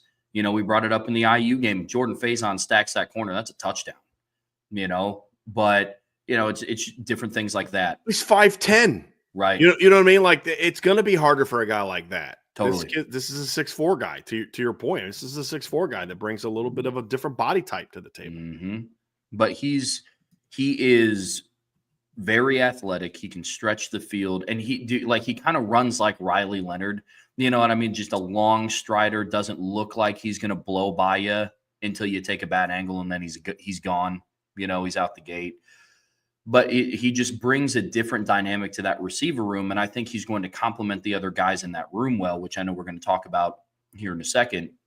But his film specifically, he's much better after the catch, and I thought he does a really good job of high pointing the football. He's very, very competitive for the football, which I like. There have been multiple times this season when a Notre Dame receiver has the opportunity to go up and make a one-on-one catch, and it's just you don't see a whole lot of fight from the football. You understand this. I understand this. The people in the chat understand this. It's unrealistic that the quarterback is going to throw a picture-perfect football to you every time, which is why having a guy like Malachi Fields, who's 6'4", 220, he's athletic, he can go up and get the football, especially with guys like, Anthony Calandria, who's not like the most accurate passer in the world, throwing some passes up to him. He's been able to go and make some things happen. So his film is really, really impressive. It's going to be really exciting to watch him next year. The other thing too, Trevor, is Notre Dame's going to have a different type of quarterback next year. No matter who it is. Like this isn't even saying, hey guys, it's going to be CJ Carr. CJ, Kenny, or Steve. Any three of those guys are in the starting lineup. It's a different dynamic than what they have now with Rylie, where you're going to need your receivers to bail you out of trouble more than you did this year, where Rylie could use his legs. So there's a corner fire. Rylie can make dudes miss, get out the pocket, take off. Next year, you're not going to be able to do as much of that. They're going to have those, okay, they're bringing pressure. I've got to be able to throw that ball up and protect myself by getting the ball outside, more like what we saw when we broke down Indiana's film with Curtis Rourke. Now, yeah, CJ Carr and Kenny Minchie and Steve Angeli are all better athletes than Curtis Rourke. That's not the point. The point, however, is that they're not Rylie Leonard. They're not going to be scrambling around and doing a lot of those things. They're going to need to beat the pressure with their arm, with their decision-making, their arm, and their accuracy. And that requires you to have, in my opinion, in Mike Denbrock's offense, more of that bigger boundary type of player. And the fact that Notre Dame didn't have that at times in 2015 did give them some problems. When you look at like Clemson in 2015, they were just bracketing Will Fuller in that game. And they basically said, Will Fuller's not going to beat us.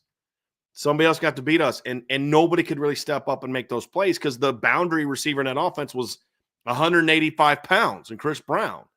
And so when teams could kind of run with them or get physical with them, there were times when the guys not named Will Fuller had some issues. Now, it doesn't mean Chris Brown didn't also step up at times. He was huge against Boston College, right? And he caught a touchdown pass against Ohio State to make it a 28-21 game.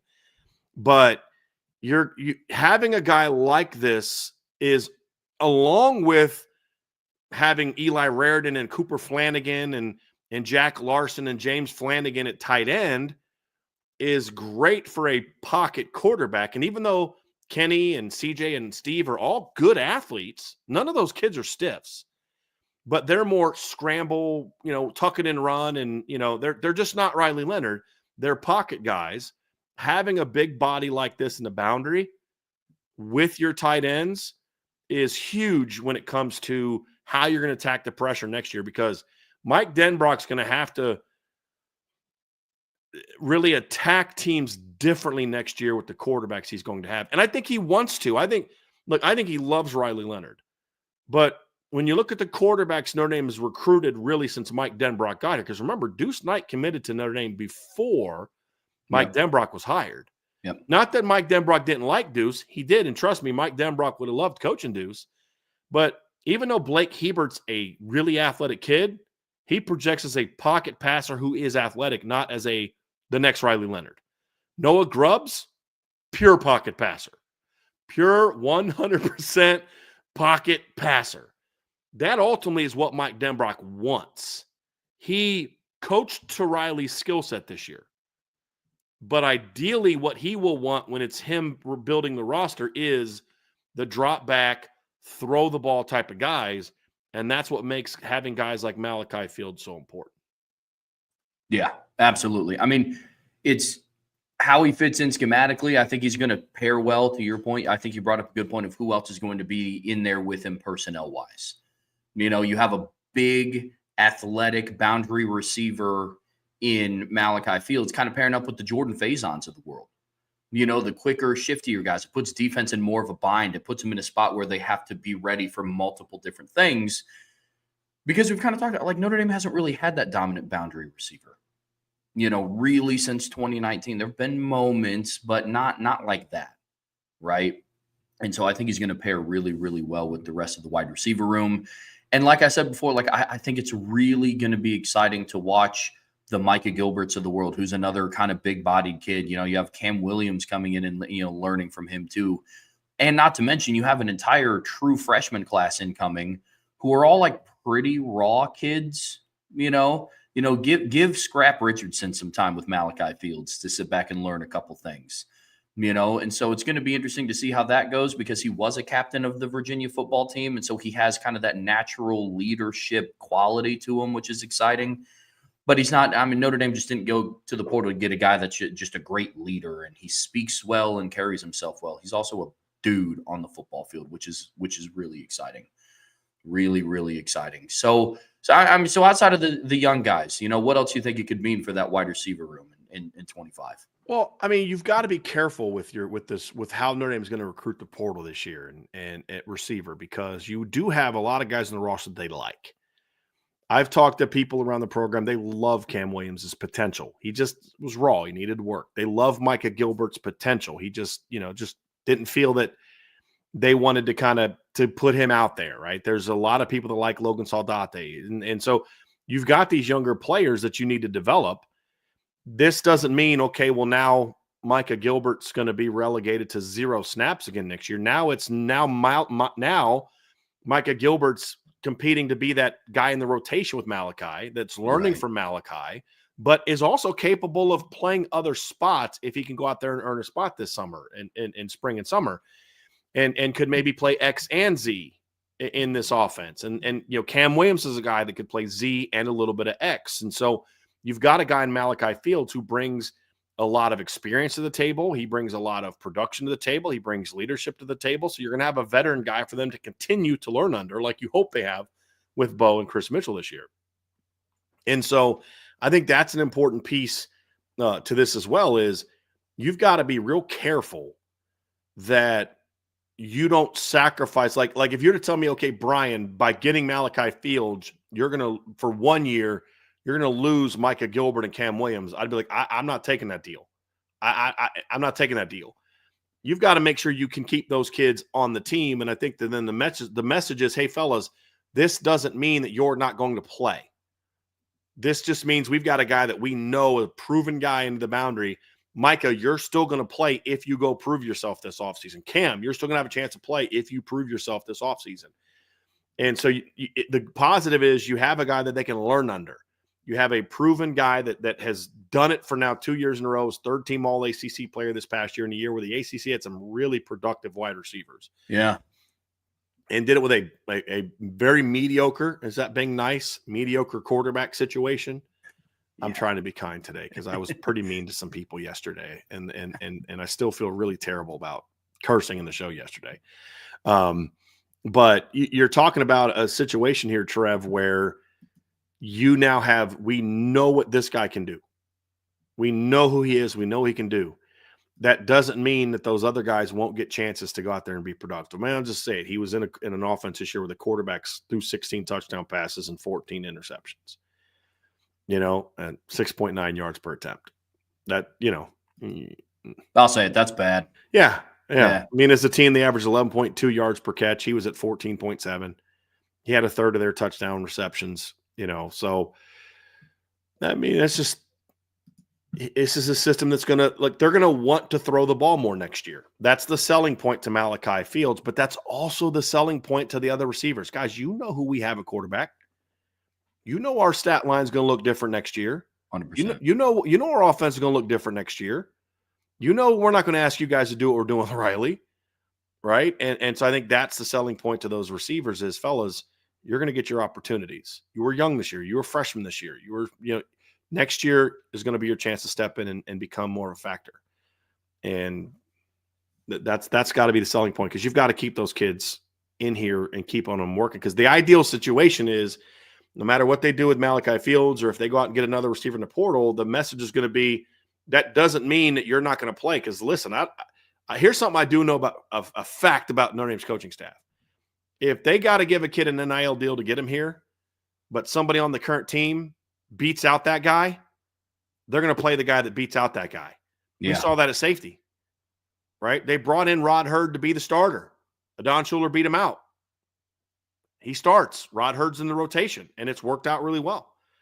So, that's the thing these guys have to understand is, look, Malachi's going to play for Notre Dame. He's going to be a dude, but that doesn't mean you're not going to be part of this as well in an offense where we're going to throw the football more next year and differently next year than what we're seeing right now. And I think that's going to be the big thing is convincing those young guys that, hey, this doesn't mean you got to now wait a whole nother year to go be a player. And I think that's an important part of the sales pitch that Notre Dame's going to have to do, because you got to re-recruit your whole roster again every year.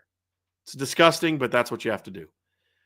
And that's where bringing in kids like this can get a little bit tricky. Now, this doesn't impact Jaden Greathouse. It doesn't impact Jordan Faison as far as he's not going to be competing with them for the same position. He's a boundary guy. And, but this will impact Micah Gilbert potentially, Cam Williams potentially, and Jaden Thomas potentially, Deion Colsey potentially, as far as, there's not the need to bring both of them back next year. So I think those are all factors that kind of play into this conversation, Trev, of how it impacts the roster. I think it's going to impact some of the who comes back for a fifth-year conversation, and you're going to have to sit down and have some heart-to-hearts with your younger players and let them know that this doesn't mean that they're riding the bench for another full year. Yeah, I think for the younger players, the conversation, it's that and conversation. We can bring in a top-level talent, we being the Notre Dame coaching staff, but also we can still develop you and get you out on the field, because I do believe that the Notre Dame coaching staff understands that the best way to develop your players is getting them reps in game. It's hard to replicate game speed in practice, right? And yeah, it was cool to see Micah Gilbert in there for some mop-up minutes. I know Cam Williams had one snap this year when Steve Angeli took a knee, at the end of the Virginia game. But yeah, I definitely think it's an and. That's kind of the conversation that you have with those younger guys. And it needs to be real too. 100%. Right? It can't just be words, because I think those are still Micah Gilbert and Cam Williams are very talented young players that just the staff didn't feel ready. Now, whether they were or weren't and didn't get their shot, that's a different conversation for a different day. The fact is they didn't play a whole lot. Yeah. They're too talented to be sitting on the bench for 2 years. And that's the risk. That's the concern I have if Notre Dame goes out there and fills up with receivers in the portal again. Sure. Right? Are you going to not promote those kids, give those kids more opportunities to compete for a rotation spot this year than you did last year? Are you going to allow KK Smith to push more? Are you going to allow Cam Williams to push more? Are you going to allow Micah Gilbert to push more? And those are the conversations you need to have, because that also, again, we're talking about playing a 16-game season. If you can get the same kind of production from Malachi Fields that Virginia got, and that's something, we'll talk a little bit too about the fit into the offense here, Trev. There are a couple things I wanted to get to also, but But here's kind of my point on Malachi, on this is, if you can get Malachi Fields to be the impact player that he was at Virginia, but doing so maybe on 10 to 12 fewer snaps a game, 15, 20 fewer snaps a game, partly because of blowouts, which he was not in a whole lot unless they were getting blown out, which sometimes they left him in the game in those situations. Sure. But where you're blowing somebody out, but hey, we're going to play 65 snaps. We want you to play 50. We want Micah Gilbert to play the other 15. And then Micah can get some touches in those 100. I mean, now that puts Micah Gilbert on pace for almost 200 snaps by the end of the regular season. Plus, you got 4 playoff games, hopefully. So those are aspects of it too, Trev, that I think that you're selling to those kids is like, listen, guys, this is a different deal, and stay hungry, keep working. And then it's up to Mike Brown to say, hey, look, man, you need to teach Micah Gilbert or Malachi Fields what you're looking for in this offense, but you need to make sure you're spending more time on getting those young bucks ready to go as well. That's going to be his challenge this offseason is you're going to prove yourself a good receiver coach, not by Malachi Fields producing, because you're bringing Malachi Fields here because you think he's already ready to step in and do that. You're going to be judged on how ready, what level can you get Jaden Greathouse to climb to next year, and how ready can you get KK Smith, Cam Williams, and Micah Gilbert. That's going to define Mike Brown as a position coach. If those guys are sitting on the bench again next year, I'm going to have serious questions about Mike Brown as a developer of players. But if they can get those kids ready to play, even if it's 15 to 25 catches, and that's the range that they're in next year, that's fine. That's getting them ready to go. And then you don't have to go back to the portal in 2026 because Micah Gilbert's stepping into that role or Cam Williams is stepping into that role. That's the important piece of this is so the best coaches can do that. Coach up the veterans while you're getting the young guys ready to go. Mike Mickens clearly did that, getting his veterans and starters ready to go while also working on getting Leonard Moore ready to go. And that's where you need to get to with these guys when you look at it from how this impacts the rest of the receiver depth chart. Absolutely. The final thing with that real quick, you also don't have to force anybody else into the boundary that's not necessarily a pure boundary guy because they don't have a lot of guys like him. So now you don't have to like let's say they decide to bring Jaden Thomas back next year. If it was up to me and Jaden wanted to come back and you wanted Jaden Thomas back, I'm putting Malachi and Micah Gilbert into the boundary. And I'm getting Jaden Thomas back to being a slot outside movement guy, right? And not sticking him into the boundary where I don't think his game is ideally suited. That's another thing too is, we talked about if you don't get a boundary receiver, you may have to use Cam Williams there also next year. And I don't know that that's the ideal place to put Cam next year. So now you don't have to worry about who are we going to have to cross train over at boundary this year. You're good. You got Malachi, you got Micah Gilbert, and maybe Jaden Thomas. You're set. You're good there. You can let those other guys work on the field positions, and that's going to be key. Yeah, no, absolutely. And to your point, it almost frees up, room to move people back to where they're the best fit. So speaking of Malachi Fields' best fit, in the offense, you've talked a lot about the boundary position. What is that going to look like specifically for him? Like, how is he going to be used specifically? So some of it we've seen this year. Right. Some of it'll be what we saw with Bo Collins. He'll be a guy that you're going to get some tunnel screens to. He's a guy you're going to run some of the quick game snag concepts, RPO glance routes, things like that. He's a bigger target, even a bigger target than Bo. He's thicker than Bo. I mean, Bo is 6'3". What's Bo Collins' weight? He's like barely, I think he's 205. But he's thin. He's not a real big guy. This is a kid that's got 15 extra pounds on him. He's a broader shouldered kid. Gives you just a little bit of a bigger target than Bo. This isn't knocks on Bo. It's just comparing where their difference is.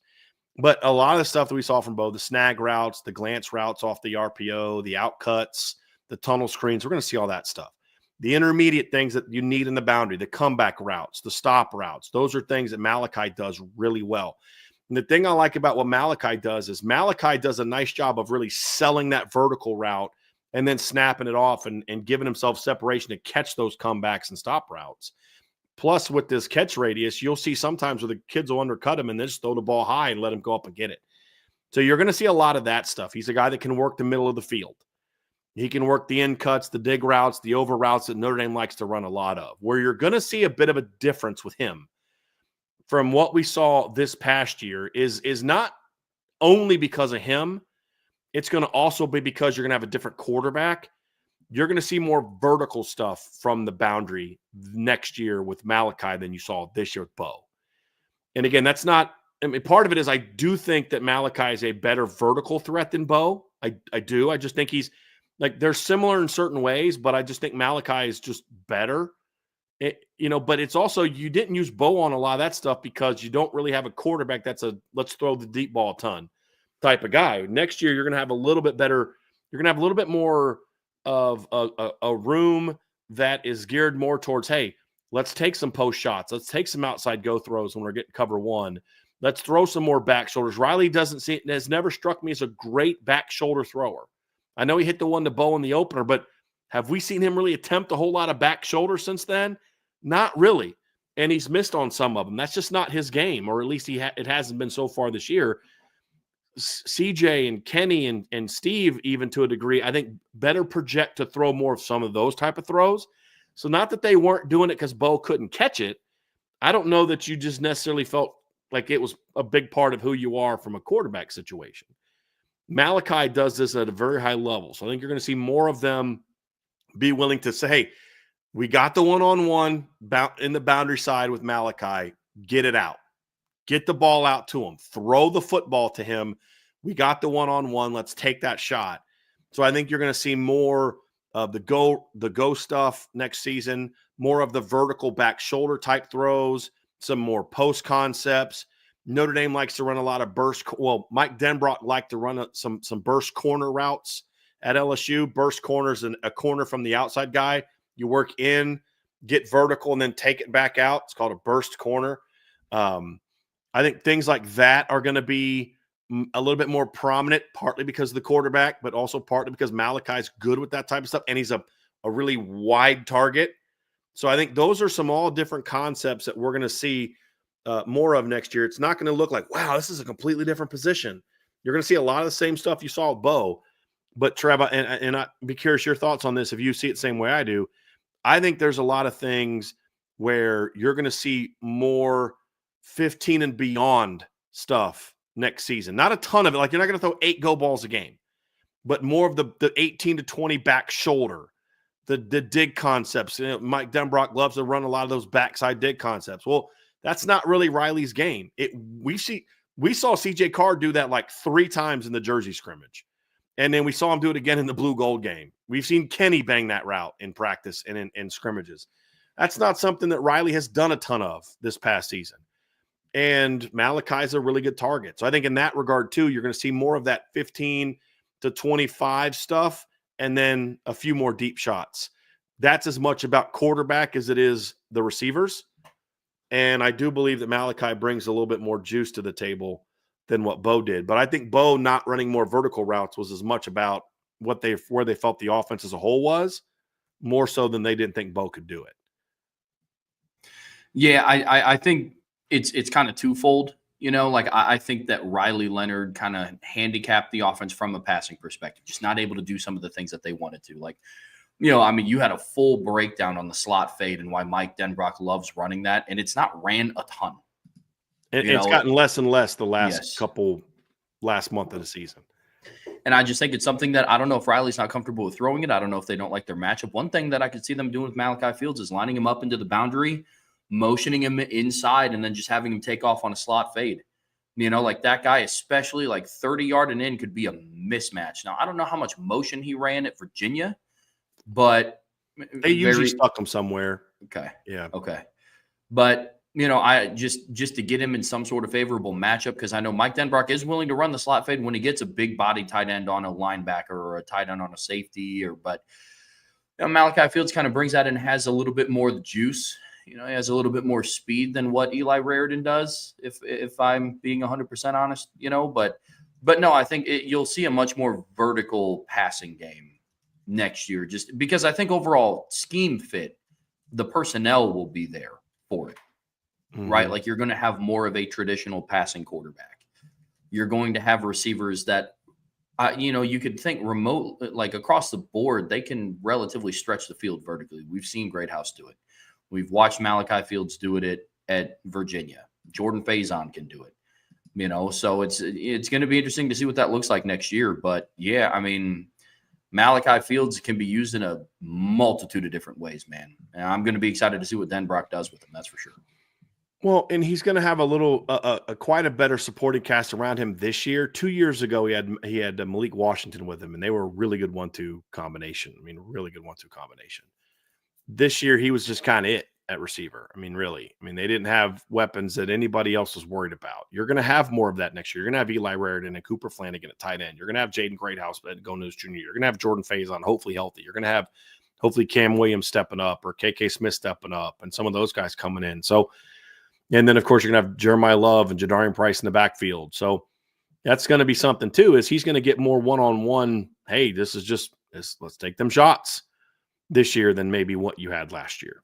Sure.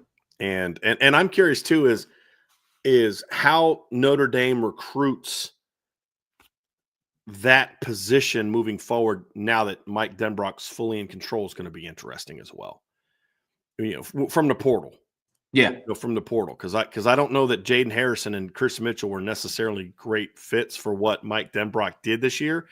What I don't know is that because of what they did and what he likes to do, or is that because of they had to maybe go a different direction because of what the quarterback was good at? Sure, that's going to be the interesting part to find out. And Malachi Fields is a guy that gives you he's not like way different than Bo Collins. He's just better and bigger and brings a couple things to the table that I think are just something they don't really have right now. Sure. No, I agree. I mean, and like you said, it's no knock on Bo Collins, it's just an evaluation of two players. Right. You know what I mean? Like it is what it is, but seeing what Mike Denbrock's going to do, because like it's going to be interesting watching him. Obviously, he's going to be the offensive coordinator next year, but you could make the argument that the offense could look pretty different. I mean, just based on the personnel groupings that they have. So I'm going to be really interested to see what he does. Mike Denbrock does a really good job of adjusting his game plan to basically the assets that he has on offense. Trev, another thing about this too, that at least what he has been at Virginia for the most part, is he's been a lot more consistent than what maybe we have seen in the past. Sure. From receivers. And when you look at him this year, not quite as much as last year, but this year in 1, 2, 3, 4, 5, 6, 7 of the 12 games he played in, he went for at least 60 yards in 7 of the 12 games. Last year, he went for at least 60 yards in all but one game. So 11 of the 12. He had at least 3 catches in all but 2 games. He had at least 4 catches in all but 2 games, at least 3 catches in all but 1 game. And he had at least 60 yards in 11 of their 12 games last season. This year, he wasn't quite as consistent. Again, a lot of that was quarterback, but he had more big games this year because they didn't have Malik Washington. And so he went for 5 for 100 against Richmond. He went for 11 for 148 against Wake Forest. He went for 9 for 129 against Louisville. So you saw more of those type of performances. But, look, he's going to be that 4 for 60 every game, and then occasionally he'll break out the bigger game. That's kind of what you're hoping for. And the final piece is, like, when you look at what, Bo Collins did for Notre Dame this year, he basically was the same player he was at Clemson. Yeah. And that's not a bad thing. I don't say that as a shot at Bo Collins. It's just about when you talk about projecting to Notre Dame, he was slightly higher in reception percentage when targeted. He went from 61 to 63. Yards per reception is very similar. 13.4 at Clemson to 12.4 at Notre Dame. And part of that was because he had a big game against an FCS team. Last year, he had, let me pull it up. He had 7 for 137 against Charleston Southern, right? You're not playing that team at Notre Dame. At least this year, most years you're not. 2023 is a little different, but most years you're not playing that. But when you look at Bo's numbers, Bo was at Notre Dame what he was at Clemson. He didn't disappoint. It's who he was. You look at his overall production. There was a lot of similarities at Notre Dame than what he had at Clemson. He had 6 drops this season, or 7 drops this season. He had 5 last year at Clemson. He had 5 as a freshman at Clemson. That's just this is kind of part of his contested catch rate was 0.7 lower than it was at Clemson. Like he just was kind of that guy. that same guy, and had 2 fewer catches on 5 fewer targets. The numbers were very similar to last year. So if Malachi Fields simply repeats at Notre Dame what he did at Clemson, at Virginia, they're getting a big upgrade at the position, because he's a guy that's been over 50 catches for over 800 yards in the last 2 years. And that's an upgrade. It is. That's a huge upgrade. It is. It's a big upgrade at the position. It's something that's needed. And you can kind of go back and look at different position groups at various schools and like, hey, like this one player kind of changed the landscape and of what that position group did. Like you look at Notre Dame and you can make that argument about, like a Josh Adams at Notre Dame. Like that's kind of when it started that, hey, like Notre Dame running backs are kind of ones to look out for. Like you could include CJ Prosise, but like he came in like as a wide receiver. Hicksy came in as a safety. Oh, that's right. And then that's right. Moved to receiver. Gotcha. But then you have a guy like, Josh Adams who comes in and kind of from there, Notre Dame kind of had high caliber running backs. And now you look at it and they went from Kyron Williams to Audric Estime to now Jeremiah Love, and kind of gets that ball rolling. I think Nick Saban was even quoted about saying like, hey, like Julio Jones came in and completely changed the landscape of what it was like recruiting receivers at Alabama. I don't know if Malachi Fields is that guy, but I think that he has the potential to kind of open the door a little bit for like, hey, like Notre Dame is a school that receivers should be excited to go to. Yeah. Now that also has to be paired up with a quarterback that is able to push the ball down the field with consistency, because we've seen it, it's few far in between, but Riley Leonard can push the ball down the field at times, but not to the degree that CJ can or Kenny can or even Steve can to some degree, right? So, but it's all going to be a good fit for Malachi next year. I do have. I swear, some people just love to complain. Dude literally said, "Are we sure it's an upgrade? Who has he played? He's from the same conference that Bo Collins came from, dude.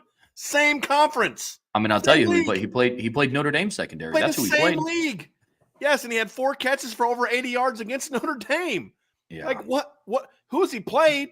He didn't come from the Conference USA, my dude. Yeah. He didn't come from the Sun Belt. He came from the ACC. Like, come on, dude. Like, come on. It's like, it's okay, guys. It's okay to be happy about something. It really is. It's okay to say, hey, this is a really good pickup. Bo Collins never had a year in college the way that Malachi Fields has had 2.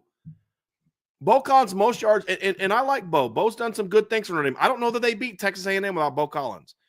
But the reality is Bo Collins coming to Notre Dame's most production was 510 yards and 5 touchdowns in 2022, 3, 5, and 3. He had 36, 38 catches. His last actually at Clemson, he had 31, 22, and 38 catches. Malachi Fields has been significantly greater than each of the last 2 years in the same league. Same league.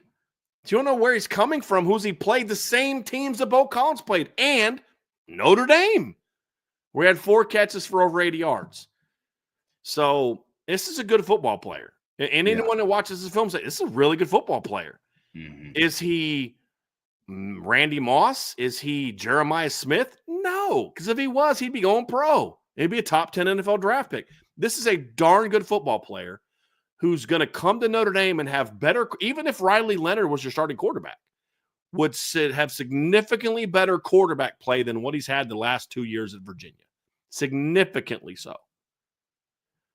So it's okay to be excited about that. It's all right. We won't punish you for actually being happy about something going on in Notre Dame football. Who's 12-1 and just landed a very, because like what you're seeing with a lot of these portal guys that people are fired up about. Well, it's because either A, they're SEC players, or B, they were highly ranked recruits. No one's excited about Zechariah Branch because of what he's done at USC. They're saying, hey, former 5-star recruit. I see people talking about like, oh, Miller Moss, somebody I saw second best portal pickup of the offseason. Based on what? His recruiting ranking? There's a reason he got benched at USC. And it's like, I mean, people are talking, Kevin Concepcion would have been a great, okay, maybe he would have, but here's what I know. Bo Collins provides a much better need from what you're looking for than what you got there. Right? I mean, here's what I know. Bo Collins or Malachi Fields this past year had 808 receiving yards. What did Concepcion have? 460. Right? The kid from Georgia Tech everybody loves, who is a very good football player. 754. Like, same league. Right? So, I mean, it's cool to be excited about stuff, man. Right? They say, I'm a wait and see kind of. No, that's not a wait and see comment. You made a comment of, well, who's he played against? That's different. It's a different conversation. It's a good football player that played at the Power 4 level and literally made 2 big plays against Notre Dame, who has a top 5 pass defense. If that doesn't say, hey, this kid's pretty good pickup, then no, you're not a wait and see kind of guy. You're just being unnecessarily negative. Does he have to prove it at Notre Dame? Of course he does. But it's okay to be excited about it in the meantime. It's going to be all right. We're not going to punish you. We're not going to judge you negatively for being excited about what's going on right now with the team that's 12-1 and playing the quarterfinals of the National College Football Playoffs. It's okay to be excited about that. It is. Shoot, man, I'm excited. I'm excited for all of it. I do have a fun question before we get out of here, just in the spirit of holidays are coming up. And I was thinking about this earlier in the show, and I want to hear everybody else's answers in the chat too. If you could take 2 past Notre Dame wide receivers that didn't play together and use them as a wide receiver duo, who are you taking? For this team? Because my answer is different depending on who my quarterback is. That's a good question to answer a question. Okay, we'll do one for this year, and then then like what we think the passing offense is going to be next year. Not like guessing the starter, but like the downfield passing attack. I do believe no matter who starts, will be an upgrade from this year. So this year, who, and then next year. With this year's team, it's Golden Tate and Michael Floyd, because you've got a great boundary receiver in Michael Floyd, and Golden Tate can do a lot of the RPO screen game. I mean, think about all the tunnel screens they've run this year and the now screens they've run, the glance routes that they've run to the Z's and the slots. That's all going to Golden Tate. You talk about making plays after the catch. That's a dude that could do a lot after the catch. And then Michael Floyd's giving you your back shoulders, your comebacks, your, just throw it up and let him go get it. You like Will Fuller would be in my conversation, but he's the guy you're dropping back and launching it. And I don't know that fits what this offense is about. Sure. Just that drop back and launch the ball down the field kind of guy. You know what I mean? Riley Leonard's underthrown a couple times. Jordan Faison, who's a really quick athlete, but not a burner. He's probably a 4-5 guy, not a 4-3 guy. Sure. If CJ Carr or Kenny Minchie is my quarterback, I'd have a hard time not having Will Fuller out there with Michael Floyd. Michael Floyd's on there no matter who the quarterback is. Golden Tate, and I mean, you can't go wrong with Golden Tate, right? But if I'd love that complement of the possession nature of Michael Floyd with Will Fuller. And if you wanted to go Golden Tate and Will Fuller, cool. But with CJ Carr or Kenny Minchie quarterback of what we think the offense is going to be next year, it's Michael Floyd and Will Fuller, or Golden Tate and Will Fuller. But I don't know that Will Fuller's skill set would have been as well utilized on the current team as Golden Tate would. Oh my gosh, he'd put up numbers in this offense right now. Yeah. I mean, he'd be running reverses, jets, tunnels. I mean, he would eat. He would absolutely eat. Get CJ Carr in there though, and Michael Floyd's going to put up 90 catches and 1,200 yards. You know what I mean? Or Kenny Minchie. So it just depends on who they are. And I'm going more modern players. The same thing like Rocket. Somebody said Rocket. But like in this offense, I don't know that Rocket would be as advantageous as like a Tim Brown would, who is, I guess I kind of feel like Rocket could play in any offense. But sure. Could you imagine this offense if they had a Rocket type player and Jeremiah Love and Jadarian Price? Like, that'd be kind of fun. But like, you want to throw those guys the ball down the field, and that's just not Riley Leonard's game. Like, I think Riley Leonard can be he was a better deep ball thrower last year, like 2 years ago at Duke, than he has been at Notre Dame this year. But part of that's because he does, there's a lot of reasons why, but he hasn't been a great deep ball thrower this year. And so I don't know how much Rocket and Will Fuller would be maximized. But next year with CJ Carr or Kenny Minchie as your quarterback, yeah, Those guys are in that conversation a little bit more. Yeah. Yeah, I like that. I was going to go some combination of Golden Tate for on this team, some combination of Golden Tate, and then it's kind of like you can kind of fit in anybody else. I wouldn't do Will Fuller in this offense just because the most comparable person that Notre Dame has to Will Fuller on this team is like Chris Mitchell and KK Smith, and they just don't use them. Right. And so you could get Will Fuller and it'd be cool to, see number 7 streaking down the field again. But that's kind of all you would watch him do. You wouldn't watch him do his hurdle celebration into the end zone. Because Deshaun Kaiser was such a great deep ball thrower. Yeah, he was. So was Malik. Mm-hmm. I mean, Malik, there was you remember the throw he made against Virginia in 2015? Yes. That ball went over 60 yards in the air, and he hit Will Fuller in stride. And Will still had to kind of slow up a little bit. I know. I mean, he was so fast. And Malik had a bazooka connected to his left shoulder. Yeah. And he could still kind of, underthrow Will a couple times. And Riley's just not maximizing that. He's not. Golden Tate, he would eat in this offense. Yeah. No, I mean, he's getting jet sweeps. He's getting the RPO glance routes. It's all him, man. I mean, he's going nuts in this offense. Next year, if it's Kenny, CJ, any combination of those, I would love to see like a Will Fuller, Chase Claypool combo would be nuts. If you wanted to go tall, you could do a Michael Floyd, Chase Claypool lineup. That would be insane. It's just, I was thinking about that when we were talking about, who Malachi Fields would be paired up with in this offense and who the room he's entering. And I'm like, I wonder what receiver combinations would be fun. If you're going to include Malachi in the conversation, there's less of a need for Michael Floyd, right? If True. Let's just say we're going to go there and we have Malachi. I mean, Michael Floyd's a way better player than Malachi Fields. It's not, but you've already got that kind of guy. Then it's about complimenting what you have. Then it's okay. Give me Golden Tate in the slot and give me Will Fuller at Z. No. And now I'm eating. Man, with Jeremiah Love and Jadarian Price at the backfield. Holy. But see, that's what's kind of frustrating with where Notre Dame is right now. Yeah. Because everybody acts like, well, Notre Dame's just not a school that can recruit receivers. That was true under Del Alexander, and it's sadly been true so far under the current receivers coach and the last 2 receivers coaches for the most part. I mean, they've gotten some Cam Williams and Micah Gilberts, but remember, there was a stretch where in a 2-year stretch, Notre Dame signed Equanimous St. Brown, Javon McKinley, Kevin Stefferson, Miles Boykin, Chase Claypool, CJ Sanders, and Jalen Guyton in a 2-year class. Think about that. That's insane. Yeah. And this is a place that went out and got Golden Tate and Michael Floyd and Jeff Samardzija and Mo Stovall and even a guy like a TJ Jones and Dion, even what's his name? Dion. I'm drawing a blank. He was in the same class as Michael Floyd. Deion Walker. Yes, Deion Walker. And you got plenty of guys that were really talented receivers over the years. And Kevin Austin, right? They can recruit that position. They just have to do a better job of it, and they have to do a better job developing it, and they have to do a better job of giving those type of players reason to play. And next year is going to be big for that. But also developing guys like Micah Gilbert and Cam Williams and Jaden Greathouse to their full potential KK Smith is going to help you with that. Logan Saldate, all those kids have ability.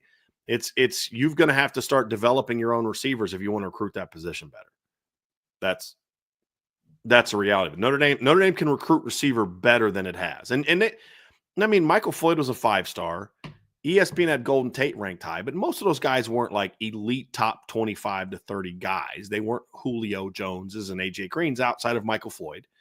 They were top 100 to 150 guys that had a lot of tools, and then, you try to get the most out of it. You don't have to recruit elite top 50 players every year at receiver to have a great passing game. Just contrary to pop. I know that's worked for Ohio State, but there's plenty of teams that throw the ball very well that don't. Right, I just watched USC with a bunch of highly ranked 5-star receivers coming to high school, and they were 6-6. Right, so you can have if you can coach that position, like if they could hire and this isn't a shot at Mike Brown, this is just a general statement. Okay, maybe Mike Brown is that guy, But if they could do someone that could develop the receiver position the way that Dylan McCullough has developed the running back position and the way that Mike Mickens has developed the cornerback position, Notre Dame's winning multiple playoff games every year. Because you're talking about that guy's going to coach up Cam Williams. That guy's going to coach up Micah Gilbert. That guy's going to coach up Jaden Greathouse and Jordan Faison and Elijah Burris and Scrap Richardson. You know what I mean? Now, hopefully Mike Brown can be that guy. We're going to find out. I mean, Mike Mickens didn't have Notre Dame fans like screaming about how great he was after his first year. Matter of fact, I remember going into 2021, there was a lot of people complaining about Mike Mickens. I was not one of them, but I certainly remember it. And look where he is now. You know, so that's kind of where I'm at is hopefully he can be that guy. Hopefully that he can be that guy. Hopefully Mike Brown can be that guy. But that'll be what really helps you really develop that position. And it's not just about the quarterback, because the quarterback's not the reason receivers don't come off the line with urgency. The quarterback's not the reason receivers are way too choppy in their top ends. He's not the reason they don't attack leverage off the line. It's not why they don't use good technique on their press releases. None of that's because of the quarterback, right? So I want to see him do a better job. From what I'm told by people that I know and trust, there's a lot of people in the program that think very highly of Mike Brown. Now it's just the results have to back it up. And next year will be a huge year for him going into year two, because we have seen coaches in year two take big jumps as position coaches, right? Joe Rudolph, I still have some questions about Joe Rudolph, but the job he did in year two was way better than the job he did in year one. And I would argue that Mike Brown's done about as good of a job, if not better, in his first year with the receivers, when you consider the talent he's working with compared to what Joe Rudolph had in his first year with Blake Fisher and Joe Walt. You know what I mean? Yeah. And then he loses those two guys, and in year two, he does a much better job. We saw with Mike Mickens, but he wasn't working with a great situation. He had Nick McLeod, and he had a true freshman in Clarence Lewis, who started half the year, who by the time he became a senior was transferring out of the program because he'd been passed up by a lot of guys. As soon as he started getting some talent in, you saw his development ability with his guys, not portal guys, his guys. Right. They needed Nick McLeod in 2020, big time. Notre Dame's not in the college football playoffs. They don't get Nick McLeod out of the portal in 2020. Well, he wasn't in the portal guy. He was a normal grad transfer type of guy before the portal really became a thing. I don't know that Notre Dame's in the college football playoff if he's not there in 2020. But since then, at corner, it's been all homegrown kids, right? Nickel's been a little different, but safety and corner for the most part. I mean, you had Brandon Joseph one year, and you had Rod Hurd this year as a rotation guy. But, I mean, Xavier Watts, Don Schuler, they're all homegrown guys. Benjamin Morrison, Christian Gray, Leonard Moore, all homegrown guys. And they need Mike Brown to be that guy. Really need him to be the guy. You do that, and I think a lot of this stuff takes care of itself.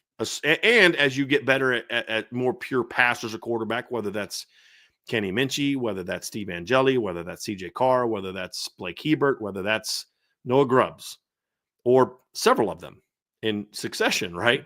Right.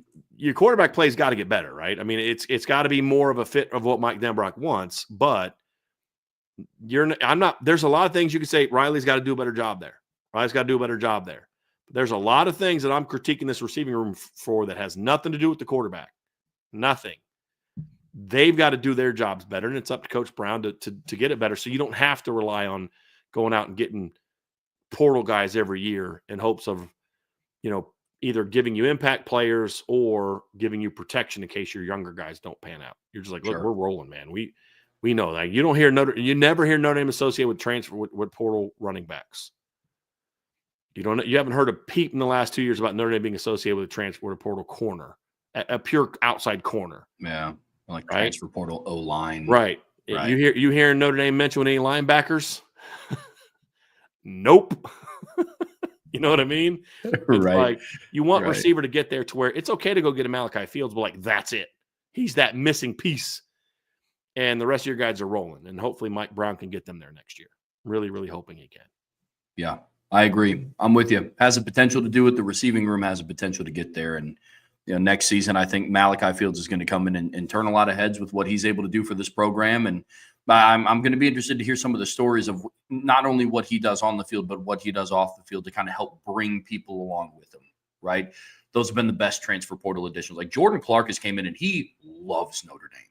Man, like, he does like the Inside Scoop podcast and all that fun stuff. And he's been a great addition on defense. He's making friends and bringing people along with him because he's a kid that's played a lot of snaps in college football. So I hope that Malachi Fields kind of, emulates a little bit of that. And I know a lot of people are down on this year's portal class. And in a lot of ways, I understand why. Chris Mitchell hasn't been what we thought he would be. I think Bo Collins, except for a couple drops, has pretty much been the player we thought he would be. Yeah. He's had a couple, like in November, had some drops, but outside, great blocker, good possession guy. He's had some really good games. Rod Hurd is kind of been, second half of the year, what I thought he would be. RJ Oben has not been what I hoped he would be. Jordan Clark's been better than I thought he would be. Yeah. Riley Leonard, second half of the year is pretty much what we thought he would be. Maybe a little bit better passer, but, just great leader, playmaker and all that. Mitch Jeter was, until the injuries, was what you hoped to be. But it hasn't been like, oh my gosh, you're winning a championship because of the portal class outside of Riley Leonard, right? But like, you're not where you are right now if Riley Leonard's not your quarterback. I mean, that's just right. Agreed. But here's one thing you can't deny, and this is where I think the staff has done a pretty good job. Name me a portal kid that doesn't seem to be completely bought in on this roster. Jordan Clark seems incredibly bought in. Riley Leonard's clearly bought in. Chris Mitchell could be a giant cancer in the locker room, and I'd almost not blame him because of the production he had at FIU and how little he's targeted. But watch him interacting with his teammates. Doesn't act that way at all. And every time he finally gets the ball, he makes the play every single time. Right? RJ Oben plays with energy, and he's not the guy he was, but you look at his effort, you look at how he interacts with his teammates. He's locked in. Look at Rod Hurd celebrating with his teammates. I mean, these kids have been bought in, and that's important. And they're going to need this next portal class to be the same way, because that's huge. You can't have these portal guys coming in and, hey, it's all about me, baby. It's all about me. Yes, you came here for a purpose, for an individual reason, but it's going to have to be done within the framework of it. And I think the staff has done a phenomenal job of identifying players who are going to come in and buy into the culture 100% of what this place is about. And some of them come from high academic schools like Virginia's, the Northwesterns, the Dukes. Jordan Clark came from Arizona State, folks. Bo Collins came from Clemson. You know what I mean? Mitch Jeter came from South Carolina. That's not Duke. That's not Northwestern. Right? Malachi Fields coming from Virginia. Devontae Smith is coming from Alabama. But they've done a great job of identifying players that wherever you're from, you have the culture, you have the mindset, the mentality, the work ethic, the team-oriented aspect that you need. And that's important. That's how Notre Dame's been able to have, and there was a portal guy they got last year that was a bit of a problem in the locker room. And so he just kind of got removed from everything. You know what I mean? They didn't let it, you know what I mean? But outside of that, the portal guys, for the most part, there's only two portal guys that I could say, and I won't say their names. Ironically, they played the same position, that were maybe not the most well-received by their teammates kind of guys. The rest were. Nick McLeod came in here and completely bought into what Notre Dame was all about. Alohi Gilman came in here. I mean, so going even back and forth, but especially this current staff, who's got to do more than just like one or two grad transfers a year.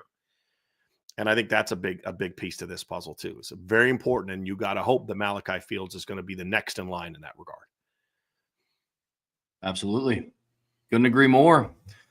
I think that's a good place to call it, Brian. What do you think? All right, guys. Well, thanks for being with us for the better part of a little over 2 hours. There's going to be a lot. One tomorrow. One tomorrow. Mm-hmm. Okay.